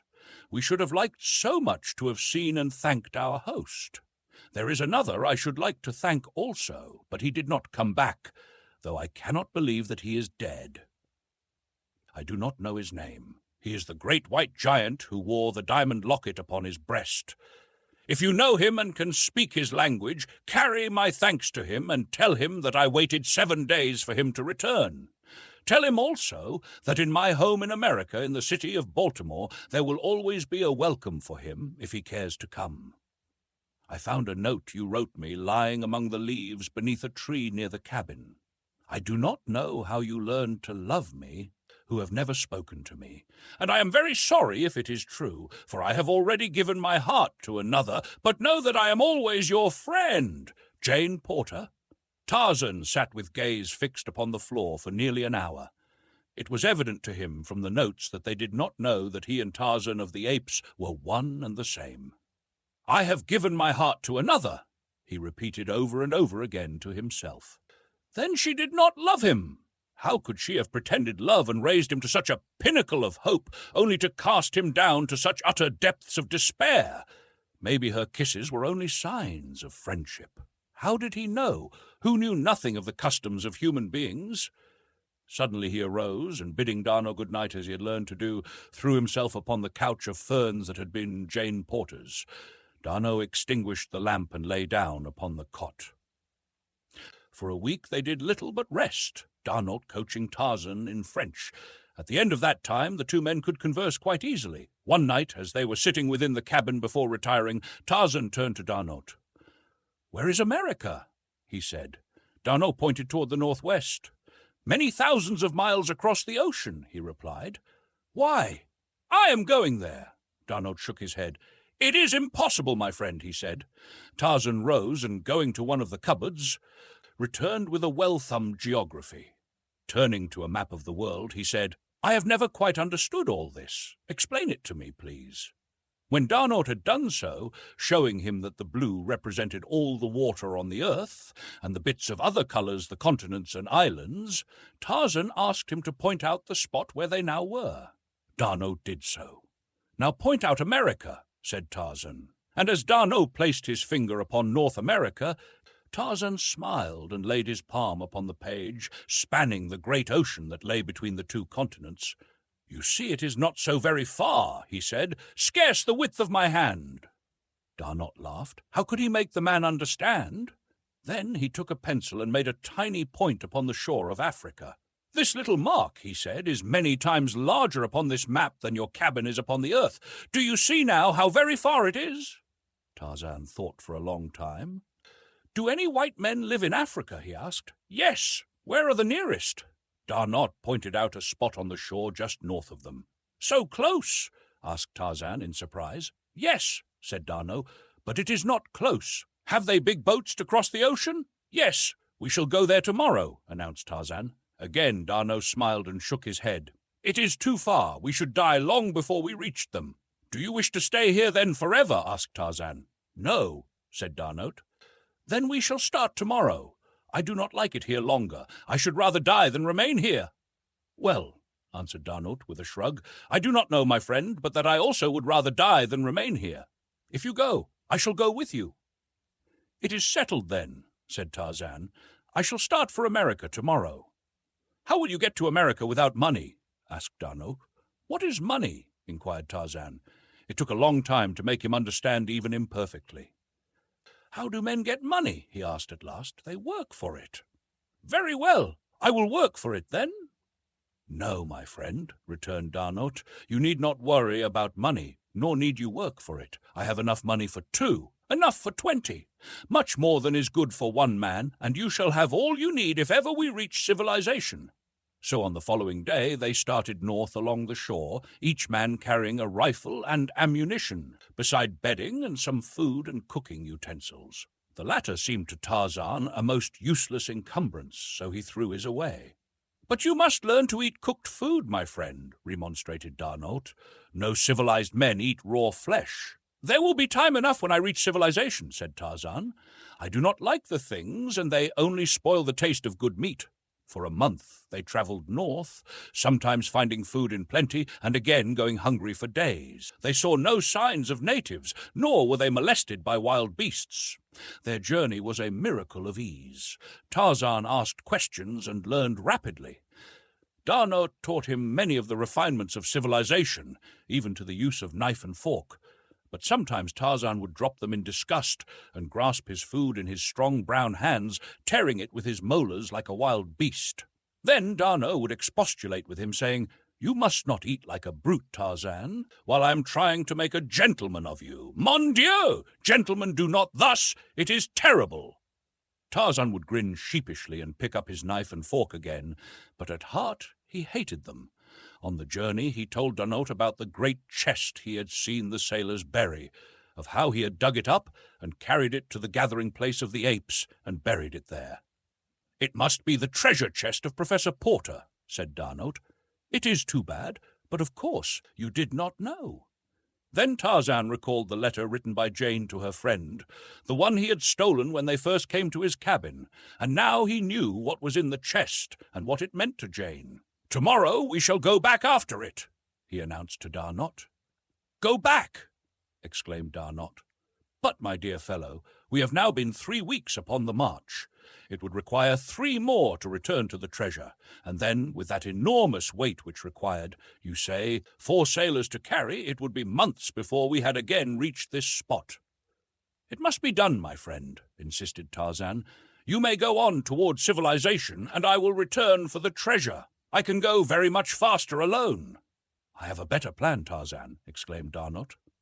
"We shall go on together to the nearest settlement, and there we will charter a boat and sail back down the coast for the treasure and so transport it easily. That will be safer and quicker, and also not require us to be separated. What do you think of that plan?" "Very well," said Tarzan. "The treasure will be there whenever we go for it, and while I could fetch it now and catch up with you in a moon or 2, I shall feel safer for you to know that you are not alone on the trail. When I see how helpless you are, D'Arnot, I often wonder how the human race has escaped annihilation all these ages which you tell me about. Why, Sabor, single-handed, could exterminate 1,000 of you." D'Arnot laughed. "You will think more highly of your genus when you have seen its armies and navies, its great cities, and its mighty engineering works. Then you will realize that it is mind and not muscle that makes the human animal greater than the mighty beasts of your jungle. Alone and unarmed, a single man is no match for any of the larger beasts. But if 10 men were together, they would combine their wits and their muscles against their savage enemies, while the beasts, being unable to reason, would never think of combining against the men. Otherwise, Tarzan of the Apes, how long would you have lasted in the savage wilderness?" "You are right, D'Arnot," replied Tarzan, "for if Kerchak had come to Tublat's aid that night at the Dum-Dum, there would have been an end of me. But Kerchak could never think far enough ahead to take advantage of any such opportunity. Even Kala, my mother, could never plan ahead.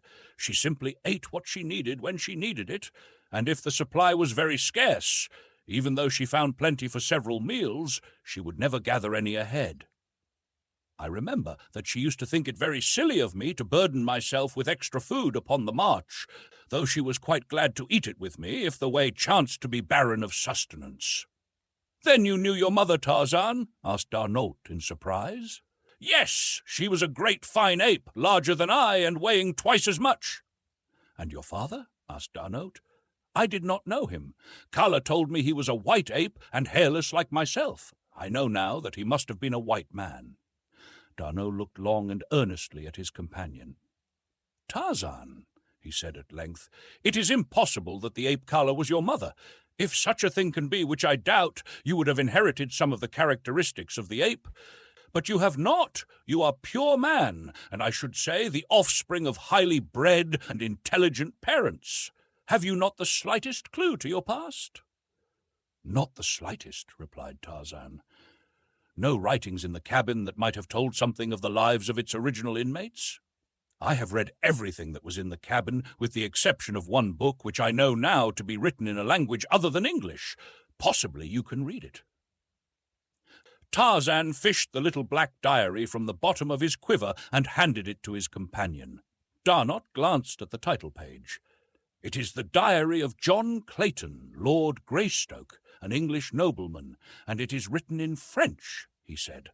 Then he proceeded to read the diary that had been written over 20 years before, and which recorded the details of the story which we already know, the story of adventure, hardships, and sorrow of John Clayton and his wife Alice, from the day they left England until an hour before he was struck down by Kerchak. Darnot read aloud. At times his voice broke, and he was forced to stop reading for the pitiful hopelessness that spoke between the lines. Occasionally he glanced at Tarzan, but the ape-man sat upon his haunches like a carven image, his eyes fixed upon the ground. Only when the little babe was mentioned did the tone of the diary alter from the habitual note of despair which had crept into it by degrees after the first 2 months upon the shore. Then the passages were tinged with a subdued happiness that was even sadder than the rest. One entry showed an almost hopeful spirit. Today our little boy is 6 months old. He is sitting in Alice's lap beside the table where I am writing, a happy, healthy, perfect child. Somehow, even against all reason, I seem to see him a grown man, taking his father's place in the world, the second John Clayton, and bringing added honours to the house of Greystoke.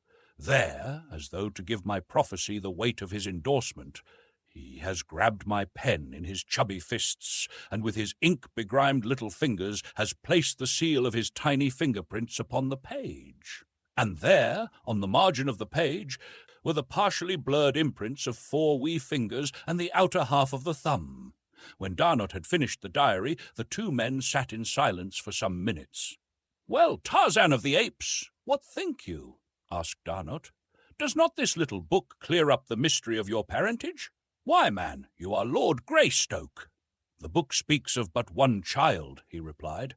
"Its little skeleton lay in the crib, where it died crying for nourishment, from the first time I entered the cabin until Professor Porter's party buried it, with its father and mother, beside the cabin. No, that was the babe the book speaks of. And the mystery of my origin is deeper than before, for I have thought much of late of the possibility of that cabin having been my birthplace. I am afraid that Kala spoke the truth," he concluded sadly. Darnot shook his head. He was unconvinced, and in his mind had sprung the determination to prove the correctness of his theory, for he had discovered the key which alone could unlock the mystery, or consign it forever to the realms of the unfathomable. A week later the 2 men came suddenly upon a clearing in the forest. In the distance were several buildings surrounded by a strong palisade. Between them and the enclosure stretched a cultivated field in which a number of Negroes were working. The 2 halted at the edge of the jungle. Tarzan fitted his bow with a poisoned arrow, but Darnot placed a hand upon his arm. "What would you do, Tarzan?" he asked. "They will try to kill us if they see us," replied Tarzan. "I prefer to be the killer." "Maybe they are friends," suggested Darnot. "They are black," was Tarzan's only reply, and again he drew back his shaft. "You must not, Tarzan," cried Darnot. "White men do not kill wantonly. Mon Dieu, but you have much to learn. I pity the ruffian who crosses you, my wild man, when I take you to Paris. I will have my hands full keeping your neck from beneath the guillotine." Tarzan lowered his bow and smiled. "I do not know why I should kill the blacks back there in my jungle, yet not kill them here. Suppose Numa? The lion should spring out upon us. I should say then, I presume, 'Good morning, Monsieur Numa. How is Madame Numa?' "Wait until the blacks spring upon you," replied Darnot. "Then you may kill them. Do not assume that men are your enemies until they prove it." "Come," said Tarzan, "let us go and present ourselves to be killed." And he started straight across the field, his head high held and the tropical sun beating upon his smooth brown skin. Behind him came Darnot, clothed in some garments which had been discarded at the cabin by Clayton when the officers of the French cruiser had fitted him out in more presentable fashion. Presently one of the blacks looked up, and beholding Tarzan, turned, shrieking, toward the palisade. In an instant the air was filled with cries of terror from the fleeing gardeners. But before any had reached the palisade, a white man emerged from the enclosure, rifle in hand, to discover the cause of the commotion. What he saw brought his rifle to his shoulder, and Tarzan of the Apes would have felt cold lead once again had not Darnot cried loudly to the man with the levelled gun, "Do not fire! We are friends!" "Halt, then," was the reply. "Stop, Tarzan," cried Darnot. "He thinks we are enemies." Tarzan dropped into a walk, and together he and D'Arnaut advanced toward the white man by the gate. The latter eyed them in puzzled bewilderment. "What manner of men are you?" he asked in French. "White men," replied D'Arnaut. "We have been lost in the jungle for a long time." The man had lowered his rifle and now advanced with outstretched hand. "I am Father Constantine of the French mission here," he said, "and I am glad to welcome you." "This is Monsieur Tarzan, Father Constantine," replied D'Arnaut, indicating the ape-man, and as the priest extended his hand to Tarzan, D'Arnaut added, "And I am Paul d'Arnaud of the French Navy." Father Constantine took the hand which Tarzan extended in imitation of the priest's act, while the latter took in the superb physique and handsome face in one quick, keen glance. And thus came Tarzan of the Apes to the first outpost of civilization. For a week they remained there, and the ape-man, keenly observant, learned much of the ways of men. Meanwhile, black women sewed white duck garments for himself and D'Arnaut, so that they might continue their journey properly clothed. Chapter 26, The Height of Civilization. Another month brought them to a little group of buildings at the mouth of a wide river, and there Tarzan saw many boats, and was filled with the timidity of the wild thing by the sight of many men. Gradually he became accustomed to the strange noises and the odd ways of civilization, so that presently none might know that 2 short months before, this handsome Frenchman in immaculate white ducks, who laughed and chatted with the gayest of them, had been swinging naked through primeval forests to pounce upon some unwary victim, which raw was to fill his savage belly. The knife and fork, so contemptuously flung aside a month before, Tarzan now manipulated as exquisitely as did the polished D'Arnaut. So apt a pupil had he been that the young Frenchman had labored assiduously to make of Tarzan of the Apes a polished gentleman, in so far as nicety of manners and speech were concerned. "God made you a gentleman at heart, my friend," D'Arnaut had said, "but we want his works to show upon the exterior also." As soon as they had reached the little port, D'Arnaut had cabled his government of his safety and requested a 3 months' leave, which had been granted. He had also cabled his bankers for funds, and the enforced wait of a month, under which both chafed, was due to their inability to charter a vessel for the return to Tarzan's jungle after the treasure. During their stay at the coast town, Monsieur Tarzan became the wonder of both whites and blacks because of several occurrences which to Tarzan seemed the merest of nothings. Once a huge black, crazed by drink, had run amok and terrorized the town, until his evil star had led him to where the black-haired French giant lolled upon the veranda of the hotel. Mounting the broad steps with brandished knife, the Negro made straight for a party of 4 men sitting at a table sipping the inevitable absinthe. Shouting in alarm, the 4 took to their heels, and then the black spied Tarzan. With a roar, he charged the ape-man, while 100 heads peered from sheltering windows and doorways to witness the butchering of the poor Frenchman by the giant black. Tarzan met the rush with the fighting smile the joy of battle always brought to his lips. As the Negro closed upon him, steel muscles gripped the black wrist of the uplifted knife hand, and a single swift wrench left the hand dangling below a broken bone. With the pain and surprise, the madness left the black man, and as Tarzan dropped back into his chair, the fellow turned, crying with agony, and dashed wildly toward the native village. On another occasion, as Tarzan and D'Arnaut sat at dinner with a number of other whites, the talk fell upon lions and lion hunting. Opinion was divided as to the bravery of the king of beasts, some maintaining that he was an arrant coward, but all agreeing that it was with a feeling of greater security they gripped their express rifles when the monarch of the jungle roared about a camp at night. D'Arnaut and Tarzan had agreed that his past be kept secret, and so none other than the French officer knew of the ape-man's familiarity with the beasts of the jungle. "Monsieur Tarzan has not expressed himself," said one of the party. "A man of his prowess, who has spent some time in Africa, as I understand Monsieur Tarzan has, must have had experiences with lions, yes?" "Some," replied Tarzan dryly.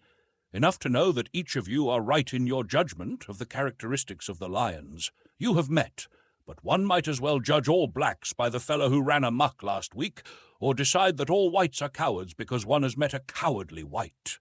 There is as much individuality among the lower orders, gentlemen, as there is among ourselves. Today we may go out and stumble upon a lion which is over-timid. He runs away from us. Tomorrow we may meet his uncle or his twin brother, and our friends wonder why we do not return from the jungle. For myself, I always assume that a lion is ferocious, and so I am never caught off my guard." "There would be little pleasure in hunting," retorted the first speaker, "if one is afraid of the thing he hunts." Darnot smiled. "Tarzan afraid!" "I do not exactly understand what you mean by fear," said Tarzan. "Like lions, fear is a different thing in different men. But to me the only pleasure in the hunt is the knowledge that the hunted thing has power to harm me as much as I have to harm him. If I went out with a couple of rifles and a gun-bearer and 20 or 30 beaters to hunt a lion, I should not feel that the lion had much chance, and so the pleasure of the hunt would be lessened in proportion to the increased safety which I felt." "Then I am to take it that Monsieur Tarzan would prefer to go naked into the jungle, armed only with a jackknife, to kill the king of beasts," laughed the other good-naturedly, but with the merest touch of sarcasm in his tone. "And a piece of rope," added Tarzan. Just then the deep roar of a lion sounded from the distant jungle, as though to challenge whoever dared enter the lists with him. "There is your opportunity, Monsieur Tarzan," bantered the Frenchman. "I am not hungry," said Tarzan simply. The men laughed, all but D'Arnot. He alone knew that a savage beast had spoken its simple reason through the lips of the ape-man. "But you are afraid, just as any of us would be, to go out there naked, armed only with a knife and a piece of rope," said the banterer. "Is it not so?" "No," replied Tarzan. "Only a fool performs any act without reason." 5,000 francs is a reason," said the other. "I wager you that amount you cannot bring back a lion from the jungle under the conditions we have named, naked and armed only with a knife and a piece of rope." Tarzan glanced toward D'Arnot and nodded his head. "Make it 10,000, said D'Arnot. "Done, done," replied the other. Tarzan arose.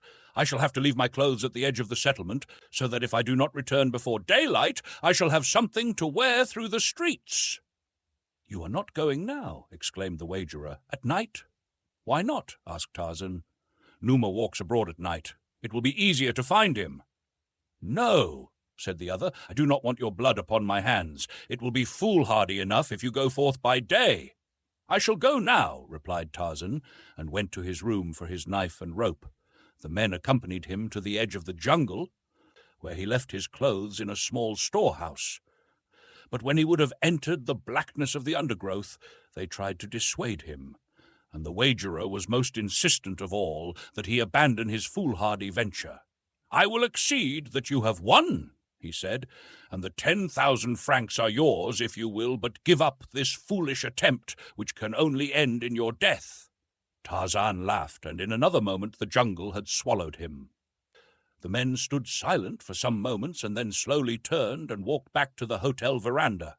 Tarzan had no sooner entered the jungle than he took to the trees, and it was with a feeling of exultant freedom that he swung once more through the forest branches. This was life! Ah, how he loved it! Civilization held nothing like this in its narrow and circumscribed sphere, hemmed in by restrictions and conventionalities. Even clothes were a hindrance and a nuisance. At last he was free. He had not realized what a prisoner he had been in. How easy it would be to circle back to the coast and then make toward the south and his own jungle and cabin. Now he caught the scent of Numa, for he was traveling upwind. Presently his quick ears detected the familiar sound of padded feet and the brushing of a huge fur-clad body through the undergrowth. Tarzan came quietly above the unsuspecting beast and silently stalked him until he came into a little patch of moonlight. Then the quick noose settled and tightened about the tawny throat, and as he had done it 100 times in the past, Tarzan made fast the end to a strong branch, and, while the beast fought and clawed for freedom, dropped to the ground behind him, and leaping upon the great back, plunged his long thin blade 12 times into the fierce heart. Then, with his foot upon the carcass of Numa, he raised his voice in the awesome victory cry of his savage tribe. For a moment, Tarzan stood irresolute, swayed by conflicting emotions of loyalty to D'Arnot and a mighty lust for the freedom of his own jungle. At last, the vision of a beautiful face and the memory of warm lips crushed to his dissolved the fascinating picture he had been drawing of his old life. The ape-man threw the warm carcass of Numa across his shoulders and took to the trees once more. The men upon the veranda had sat for an hour, almost in silence. They had tried ineffectually to converse on various subjects, and always the thing uppermost in the mind of each had caused the conversation to lapse. "Mon Dieu," said the wagerer at length, "I can endure it no longer. I am going into the jungle with my express and bring back that mad man." "I will go with you," said one. And I, chorused the others. As though the suggestion had broken the spell of some horrid nightmare, they hastened to their various quarters and presently were headed toward the jungle, each one heavily armed. "God! What was that?" suddenly cried one of the party, an Englishman, as Tarzan's savage cry came faintly to their ears. "I heard the same thing once before," said a Belgian, "when I was in the gorilla country. My carriers said it was the cry of a great bull-ape who has made a kill." Darnot remembered Clayton's description of the awful roar with which Tarzan had announced his kills, and he half smiled in spite of the horror which filled him to think that the uncanny sound could have issued from a human throat, from the lips of his friend. As the party stood finally near the edge of the jungle, debating as to the best distribution of their forces, they were startled by a low laugh near them, and turning, beheld advancing toward them a giant figure bearing a dead lion upon its broad shoulders. Even Darnot was thunderstruck, for it seemed impossible that the man could have so quickly dispatched a lion with the pitiful weapons he had taken, or that alone he could have borne the huge carcass through the tangled jungle. The men crowded about Tarzan with many questions, but his only answer was a laughing depreciation of his feat. To Tarzan it was as though one should eulogize a butcher for his heroism in killing a cow, for Tarzan had killed so often for food and for self-preservation that the act seemed anything but remarkable to him.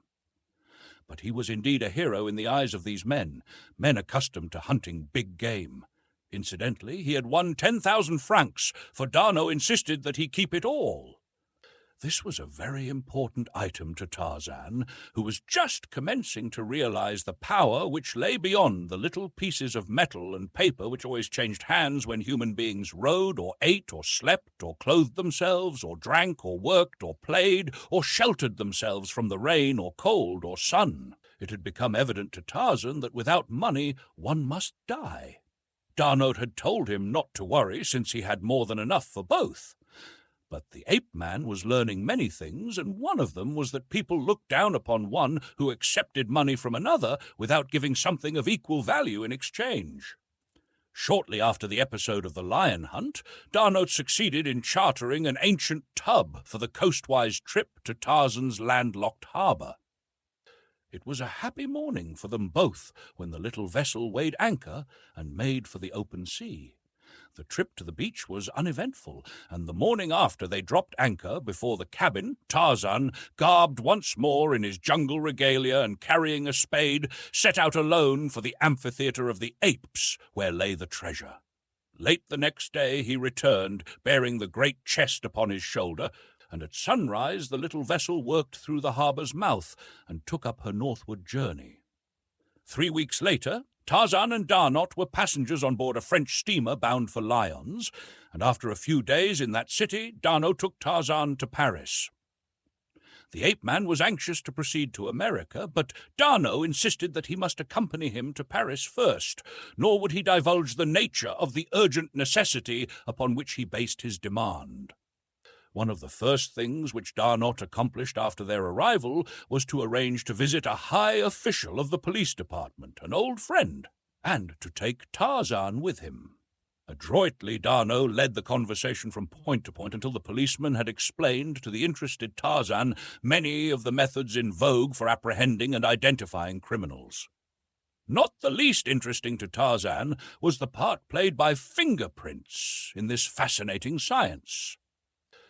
"But of what value are these imprints?" asked Tarzan, "when, after a few years, the lines upon the fingers are entirely changed by the wearing out of the old tissue and the growth of new?"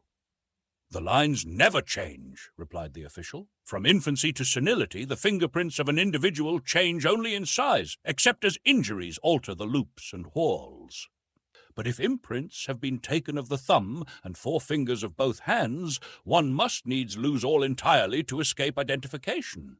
"It is marvellous," exclaimed Darnaud. "I wonder what the lines upon my own fingers may resemble."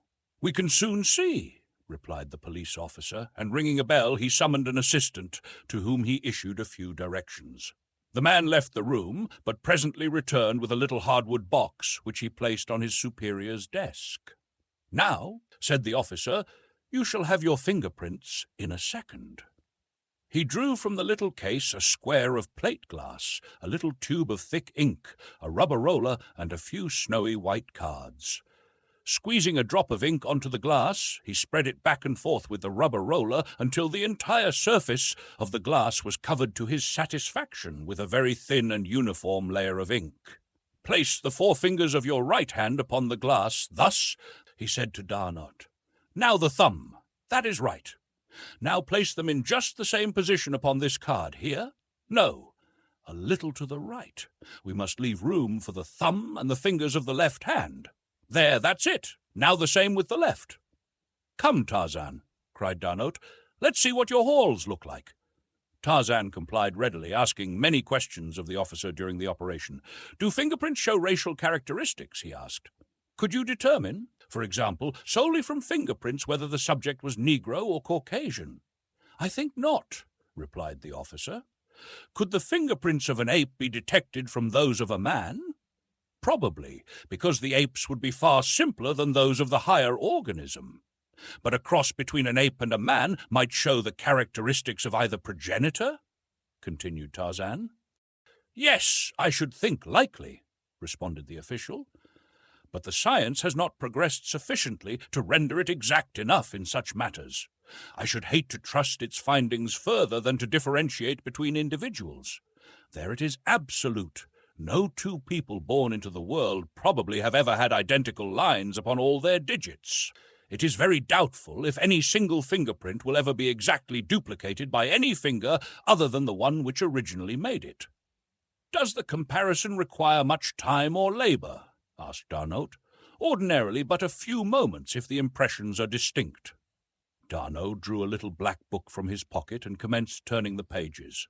Tarzan looked at the book in surprise. How did Darnaud come to have his book? Presently Darnaud stopped at a page on which were 5 tiny little smudges. He handed the open book to the policeman. "Are these imprints similar to mine or Monsieur Tarzan's, or can you say that they are identical with either?" The officer drew a powerful glass from his desk and examined all 3 specimens carefully, making notations meanwhile upon a pad of paper. Tarzan realized now what was the meaning of their visit to the police officer. The answer to his life's riddle lay in these tiny marks. With tense nerves he sat leaning forward in his chair, but suddenly he relaxed and dropped back, smiling. Darnaud looked at him in surprise. "You forget that for 20 years the dead body of the child who made those fingerprints lay in the cabin of his father, and that all my life I have seen it lying there," said Tarzan bitterly. The policeman looked up in astonishment. "Go ahead, Captain, with your examination," said Darnaud. "We will tell you the story later, provided Monsieur Tarzan is agreeable." Tarzan nodded his head. "But you are mad, my dear Darnaud," he insisted. "Those little fingers are buried on the west coast of Africa." "I do not know as to that, Tarzan," replied Darnaud. "It is possible, but if you are not the son of John Clayton, then how in heaven's name did you come into that God-forsaken jungle where no white man other than John Clayton had ever set foot?" "You forget color," said Tarzan. "I do not even consider her," replied Darnaud. The friends had walked to the broad window overlooking the boulevard as they talked. For some time they stood there gazing out upon the busy throng beneath, each wrapped in his own thoughts. "It takes some time to compare fingerprints," thought Darnaud, turning to look at the police officer. To his astonishment, he saw the official leaning back in his chair, hastily scanning the contents of the little black diary. Darnaud coughed. The policeman looked up and, catching his eye, raised his finger to admonish silence. D'Arnaud turned back to the window, and presently the police officer spoke. "Gentlemen," he said. Both turned toward him. "There is evidently a great deal at stake which must hinge to a greater or lesser extent upon the absolute correctness of this comparison. I therefore ask that you leave the entire matter in my hands until Monsieur Edgar, our expert, returns. It will be but a matter of a few days." "I had hoped to know at once," said D'Arnaud. "Monsieur Tarzan sails for America tomorrow." "I will promise that you can cable him a report within 2 weeks," replied the officer. "But what it will be I dare not say. There are resemblances, yet, well, we had better leave it for Monsieur Edgar to solve. Chapter 27, The Giant Again. A taxicab drew up before an old-fashioned residence upon the outskirts of Baltimore. A man of about 40, well-built and with strong, regular features, stepped out and, paying the chauffeur, dismissed him. A moment later the passenger was entering the library of the old home. "Ah, Mr. Candler!" exclaimed an old man, rising to greet him. "Good evening, my dear professor," cried the man, extending a cordial hand. "Who admitted you?" asked the professor. "Esmeralda." "Then she will acquaint Jane with the fact that you are here," said the old man. "No, Professor," replied Candler, "for I came primarily to see you." "Ah, I am honored," said Professor Porter. "Professor," continued Robert Candler with great deliberation, as though carefully weighing his words, "I have come this evening to speak with you about Jane. You know my aspirations, and you have been generous enough to approve my suit." Professor Archimedes Q. Porter fidgeted in his armchair. The subject always made him uncomfortable. He could not understand why. Candler was a splendid match. "But Jane," continued Candler, "I cannot understand her. She puts me off first on one ground and then another. I have always the feeling that she breathes a sigh of relief every time I bid her good-bye." "Tut, tut," said Professor Porter. "Tut, tut, Mr. Candler. Jane is a most obedient daughter. She will do precisely as I tell her." "Then I can still count on your support?" asked Candler, a tone of relief marking his voice. "Certainly, sir. Certainly, sir," exclaimed Professor Porter. "How could you doubt it?" "There is young Clayton, you know," suggested Candler. "He has been hanging about for months. I don't know that Jane cares for him, but beside his title they say he has inherited a very considerable estate from his father, and it might not be strange if he finally won her unless—" and Candler paused. "Tut, tut, Mr. Candler, unless what?" "Unless you see fit to request that Jane and I be married at once," said Candler, slowly and distinctly. "I have already suggested to Jane that it would be desirable," said Professor Porter sadly, "for we can no longer afford to keep up this house and live as her associations demand." "What was her reply?" asked Candler. "She said she was not ready to marry anyone yet," replied Professor Porter, "and that we could go and live upon the farm in northern Wisconsin which her mother left her. It is a little more than self-supporting. The tenants have always made a living from it and been able to send Jane a trifle beside each year. She is planning on our going up there the first of the week. Philander and Mr. Clayton have already gone to get things in readiness for us." "Clayton has gone there," exclaimed Candler, visibly chagrined. "Why was I not told?" "I would gladly have gone and seen that every comfort was provided." "Jane feels that we are already too much in your debt, Mr. Candler," said Professor Porter. Candler was about to reply when the sound of footsteps came from the hall without, and Jane entered the room. "Oh, I beg your pardon," she exclaimed, pausing on the threshold. "I thought you were alone, Papa." "It is only I, Jane," said Candler, who had risen. "Won't you come in and join the family group? We were just speaking of you."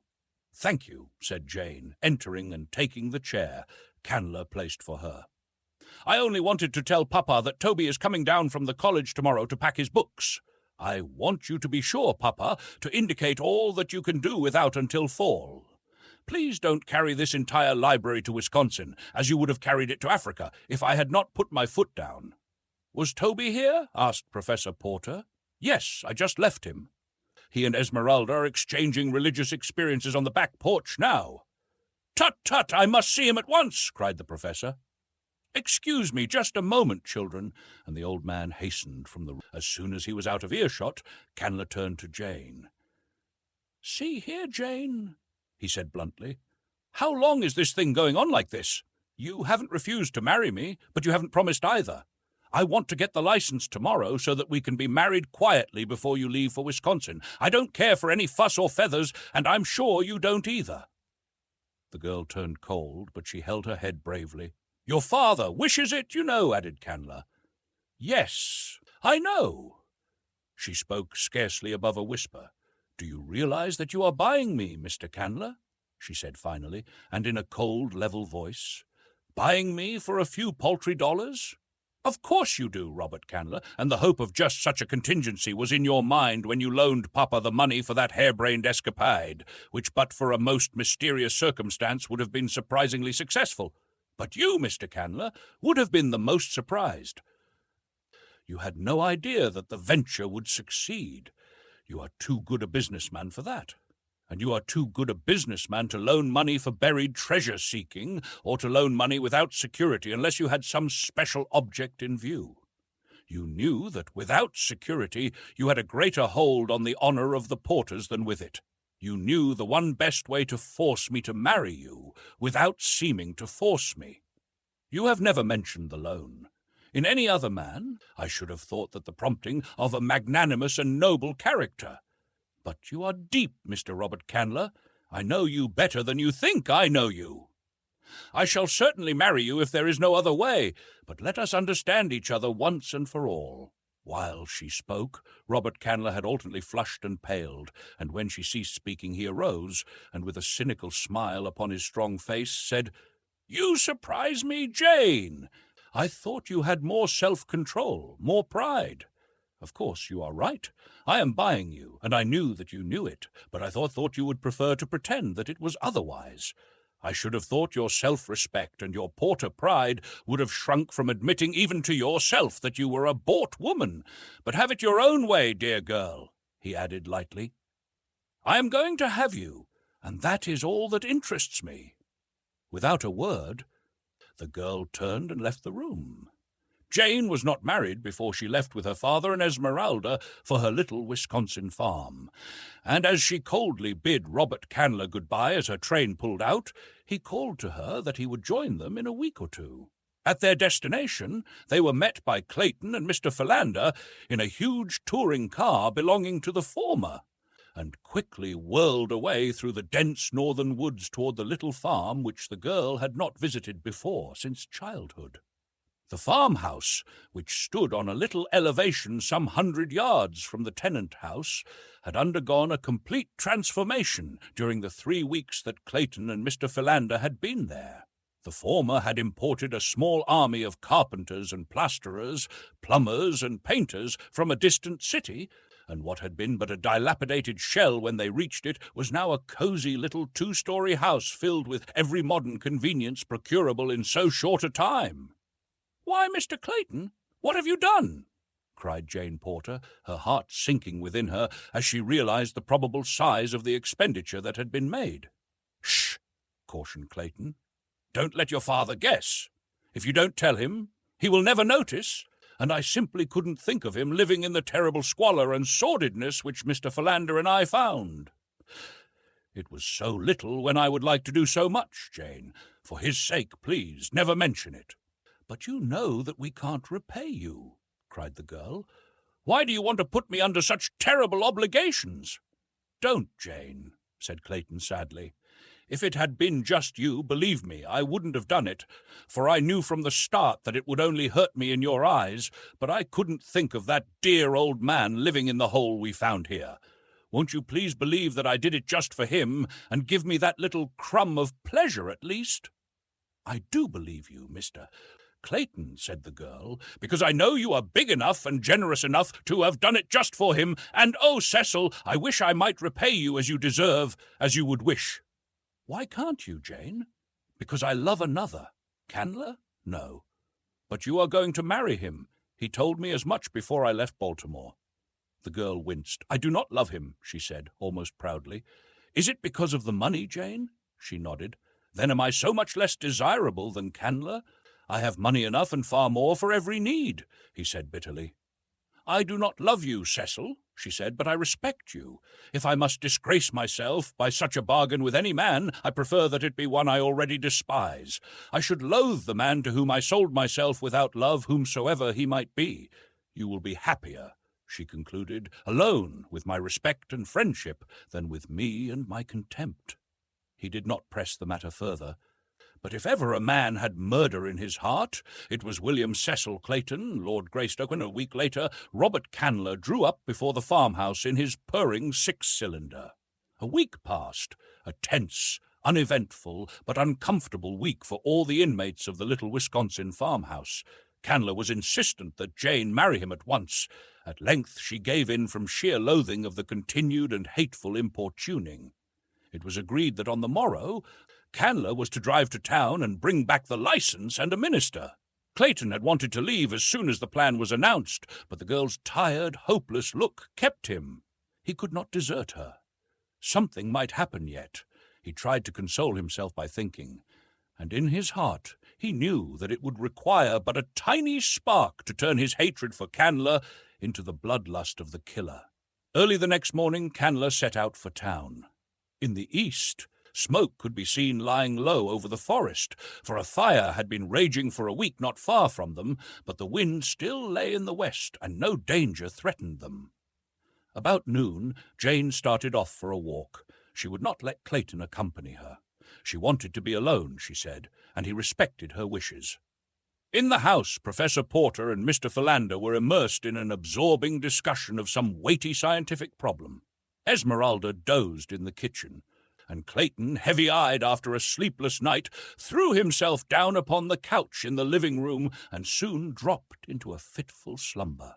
To the east, the black smoke clouds rose higher into the heavens. Suddenly they eddied and then commenced to drift rapidly toward the west. On and on they came. The inmates of the tenant house were gone, for it was market day, and none was there to see the rapid approach of the fiery demon. Soon the flames had spanned the road to the south and cut off Candler's return. A little fluctuation of the wind now carried the path of the forest fire to the north, then blew back, and the flames nearly stood still as though held in leash by some master hand. Suddenly, out of the northeast, a great black car came careening down the road. With a jolt, it stopped before the cottage, and a black-haired giant leaped out to run up onto the porch.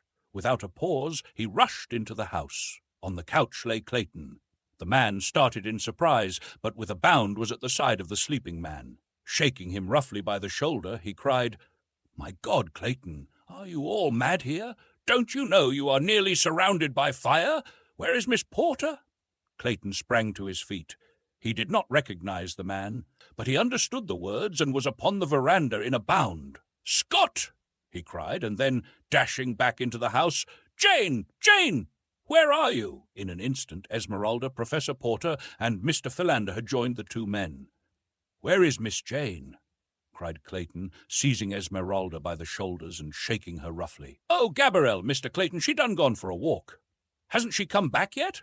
And without waiting for a reply, Clayton dashed out into the yard, followed by the others. "Which way did she go?" cried the black-haired giant of Esmeralda. "Down that road," cried the frightened woman, pointing toward the south where a mighty wall of roaring flames shut out the view. "Put these people in the other car," shouted the stranger to Clayton. "I saw one as I drove up, and get them out of here by the north road. Leave my car here. If I find Miss Porter, we shall need it. If I don't, no one will need it. Do as I say." As Clayton hesitated, and then they saw the lithe figure bound away across the clearing toward the northwest, where the forest still stood, untouched by flame. In each rose the unaccountable feeling that a great responsibility had been raised from their shoulders, a kind of implicit confidence in the power of the stranger to save Jane if she could be saved. "Who was that?" asked Professor Porter. "I do not know," replied Clayton. "He called me by name, and he knew Jane, for he asked for her, and he called Esmeralda by name. There was something most startlingly familiar about him," exclaimed Mr. Philander, "and yet, bless me, I know I never saw him before." "Tut, tut!" cried Professor Porter.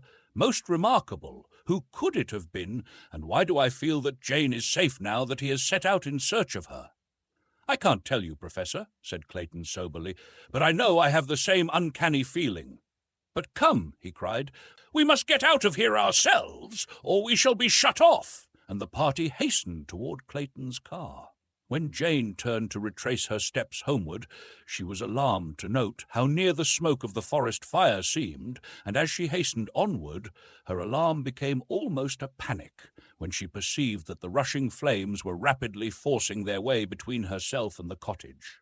At length, she was compelled to turn into the dense thicket and attempt to force her way to the west in an effort to circle around the flames and reach the house.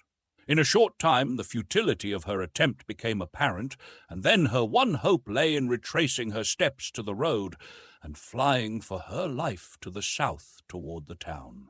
The 20 minutes that it took her to regain the road was all that had been needed to cut off her retreat, as effectively as her advance had been cut off before. A short run down the road brought her to a horrified stand, for there before her was another wall of flame.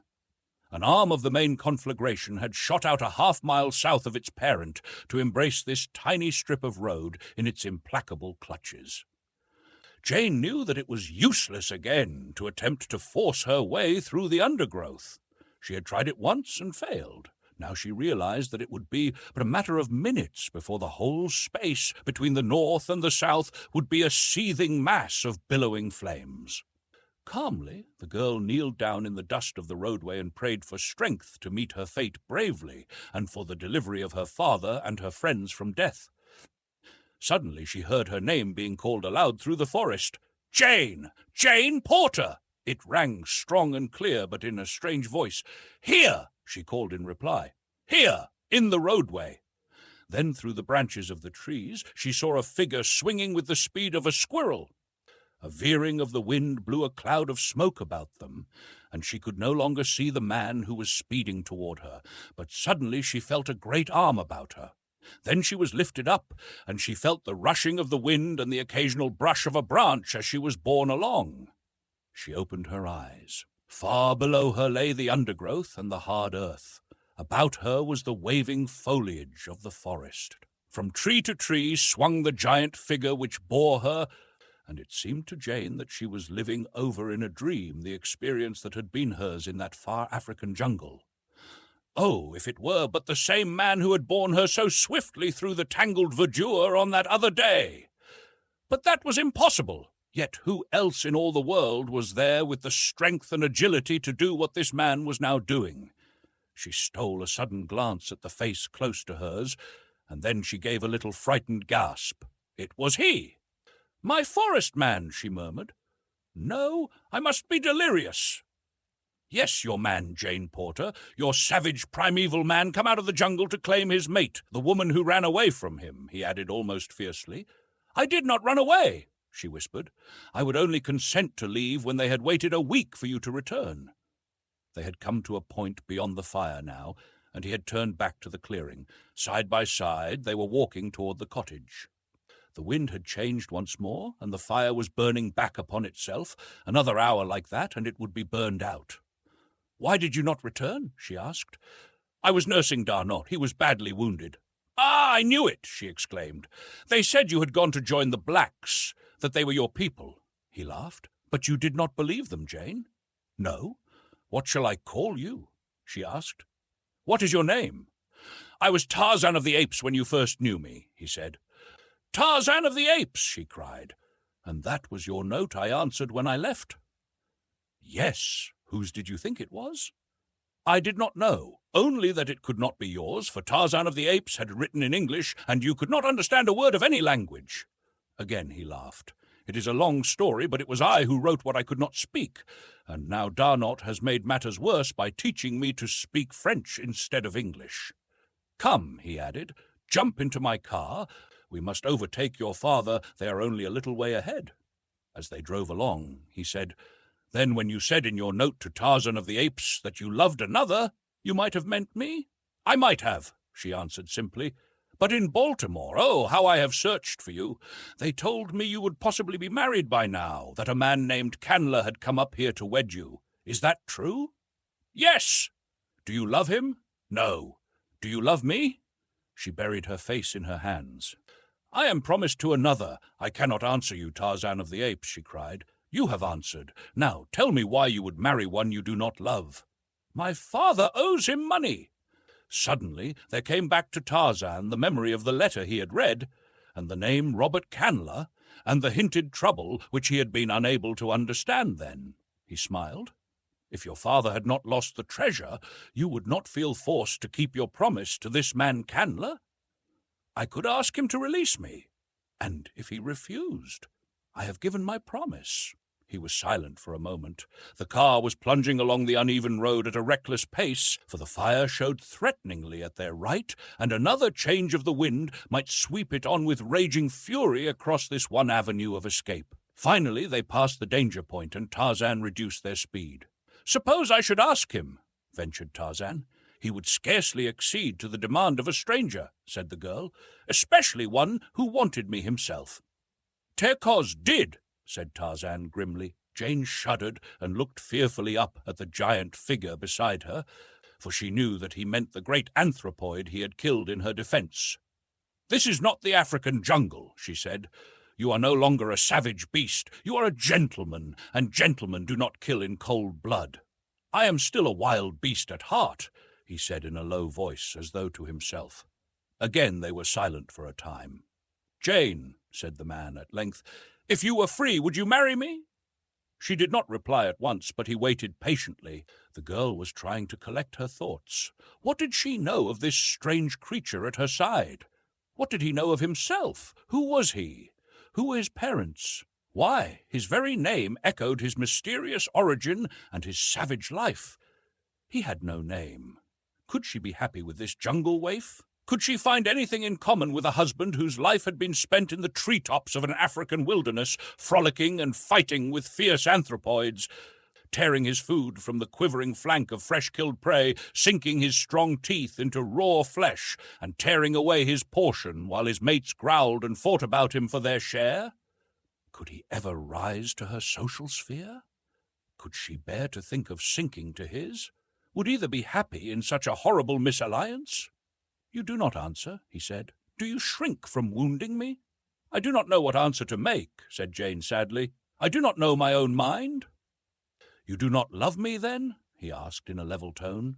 "Do not ask me. You will be happier without me.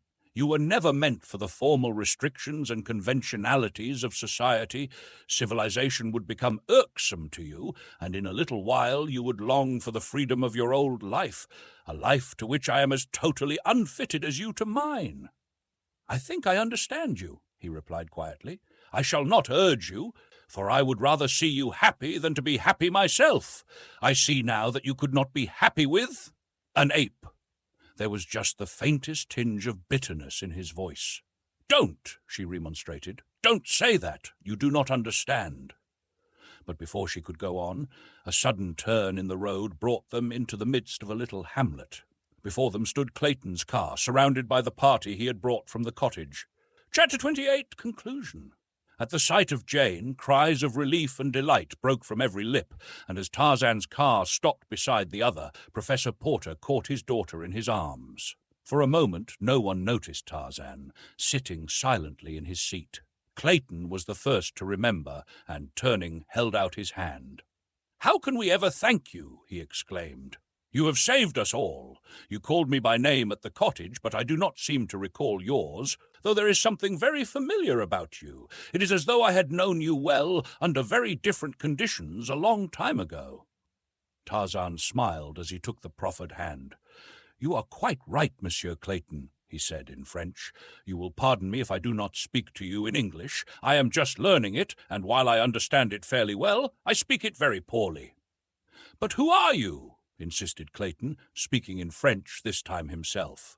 "Tarzan of the Apes." Clayton started back in surprise. "By Jove!" he exclaimed. "It is true!" And Professor Porter and Mr. Philander pressed forward to add their thanks to Clayton's, and to voice their surprise and pleasure at seeing their jungle friend so far from his savage home. The party now entered the modest little hostelry, where Clayton soon made arrangements for their entertainment. They were sitting in the little stuffy parlour when the distant chugging of an approaching automobile caught their attention.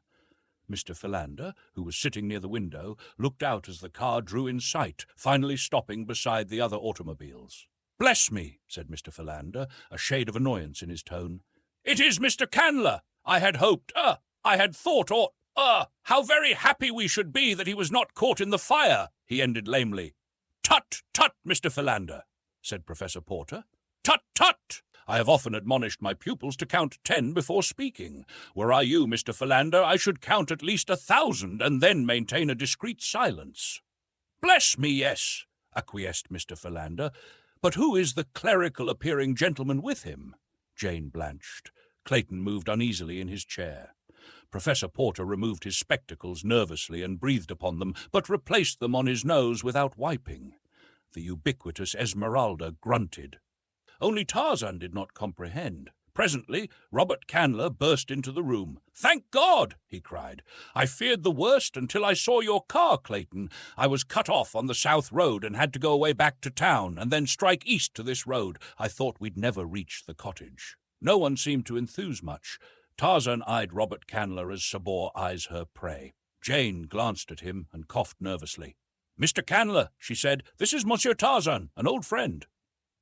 Candler turned and extended his hand. Tarzan rose and bowed as only Darnot could have taught a gentleman to do it, but he did not seem to see Candler's hand, nor did Candler appear to notice the oversight. "This is the Reverend Mr. Tusley, Jane," said Candler, turning to the clerical party behind him. "Mr. Tusley, Miss Porter." Mr. Tusley bowed and beamed. Candler introduced him to the others. "We can have the ceremony at once, Jane," said Candler. "Then you and I can catch the midnight train in town." Tarzan understood the plan instantly. He glanced out of half-closed eyes at Jane, but he did not move. The girl hesitated. The room was tense with the silence of taut nerves. All eyes turned toward Jane, awaiting her reply. "Can't we wait a few days?" she asked. "I am all unstrung. I have been through so much today." Candler felt the hostility that emanated from each member of the party. It made him angry. "We have waited as long as I intend to wait," he said roughly. "You have promised to marry me. I shall be played with no longer. I have the license, and here is the preacher. Come, Mr. Tusley, come, Jane. There are plenty of witnesses, more than enough," he added with a disagreeable inflection, and taking Jane Porter by the arm, he started to lead her toward the waiting minister. But scarcely had he taken a single step ere a heavy hand closed upon his arm with a grip of steel. Another hand shot to his throat, and in a moment he was being shaken high above the floor, as a cat might shake a mouse. Jane turned in horrified surprise toward Tarzan, and, as she looked into his face, she saw the crimson band upon his forehead that she had seen that other day in far distant Africa, when Tarzan of the Apes had closed in mortal combat with the great anthropoid, Terkoz.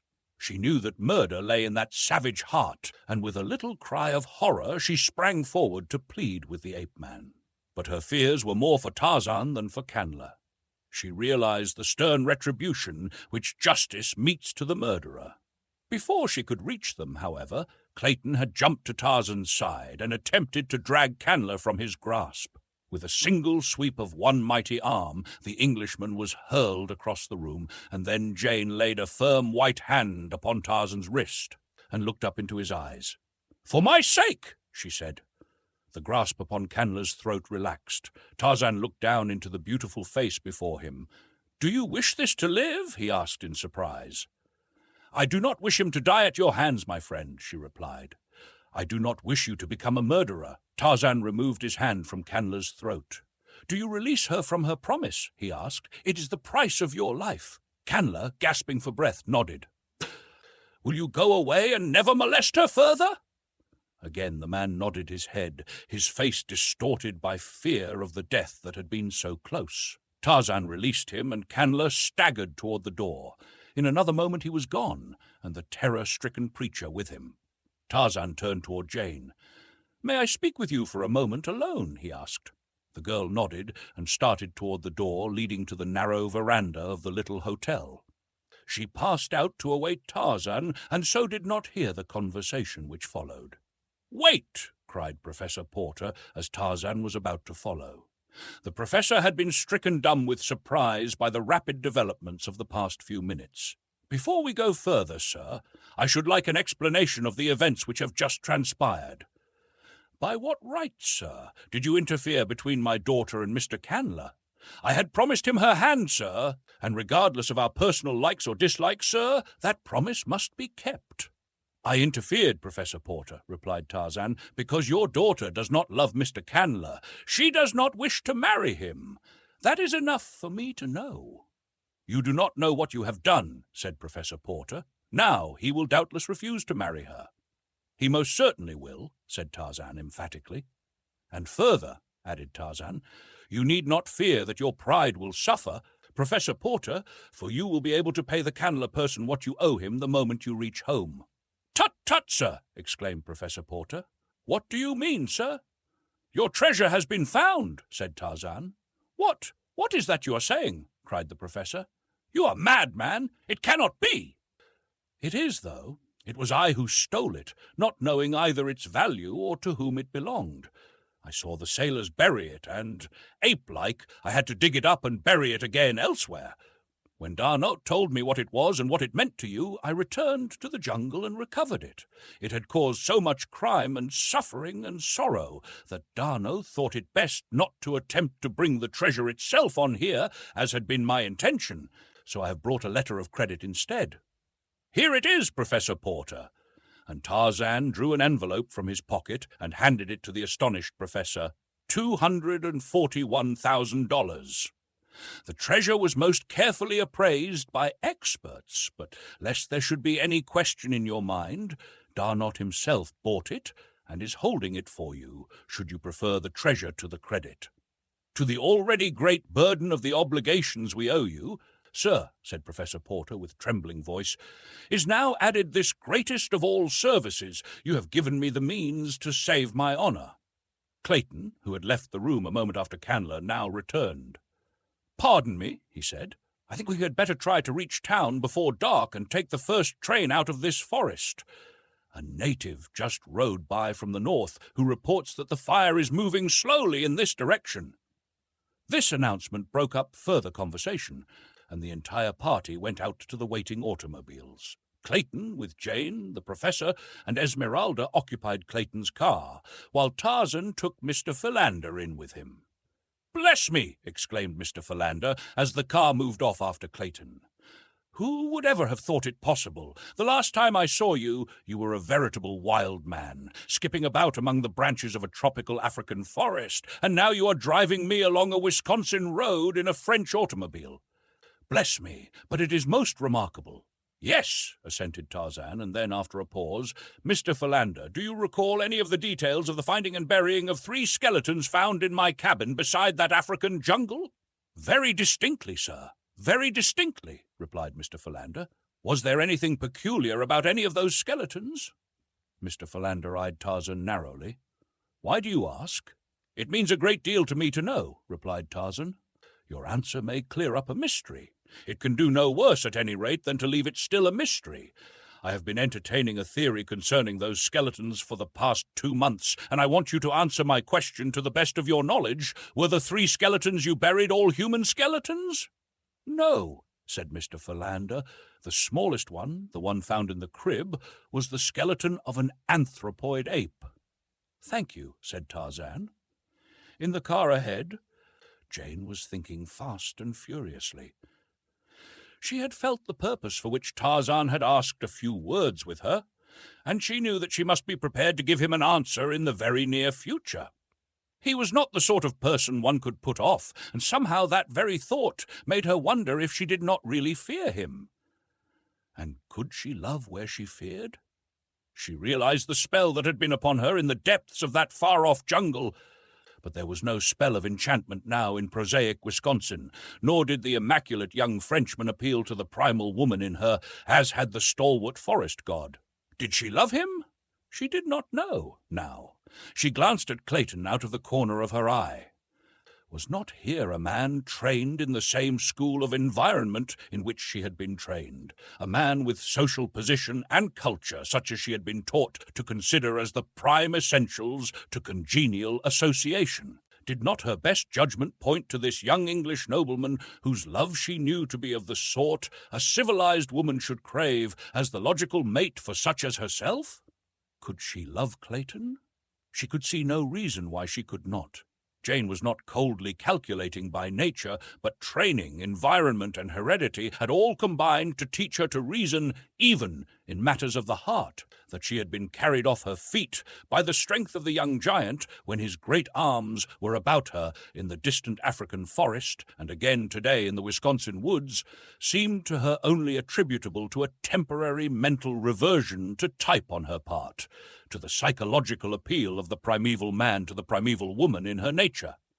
If he should never touch her again, she reasoned, she would never feel attracted toward him. She had not loved him then. It had been nothing more than a passing hallucination, superinduced by excitement and by personal contact.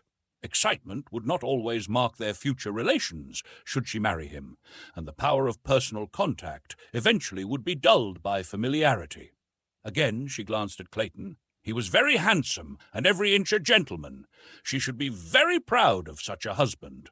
And then he spoke. A minute sooner or a minute later might have made all the difference in the world to 3 lives, but chance stepped in and pointed out to Clayton the psychological moment. "You are free now, Jane," he said. "Won't you say yes? I will devote my life to making you very happy." "Yes," she whispered. That evening, in the little waiting room at the station, Tarzan caught Jane alone for a moment. "You are free now, Jane," he said, "and I have come across the ages out of the dim and distant past from the lair of the primeval man to claim you. For your sake I have become a civilized man. For your sake I have crossed oceans and continents. For your sake I will be whatever you will me to be. I can make you happy, Jane, in the life you know and love best. Will you marry me?" For the first time she realized the depths of the man's love, all that he had accomplished in so short a time solely for love of her. Turning her head, she buried her face in her arms. What had she done? Because she had been afraid she might succumb to the pleas of this giant, she had burned her bridges behind her. In her groundless apprehension that she might make a terrible mistake, she had made a worse one, and then she told him all. Told him the truth, word by word, without attempting to shield herself or condone her error. "What can we do?" he asked. "You have admitted that you love me. You know that I love you, but I do not know the ethics of society by which you are governed. I shall leave the decision to you, for you know best what will be for your eventual welfare." "I cannot tell him, Tarzan," she said.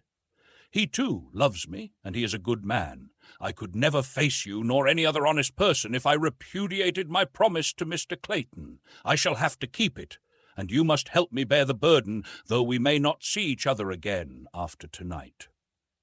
The others were entering the room now, and Tarzan turned toward the little window. But he saw nothing outside. Within, he saw a patch of greensward surrounded by a matted mass of gorgeous tropical plants and flowers, and above, the waving foliage of mighty trees, and over all, the blue of an equatorial sky.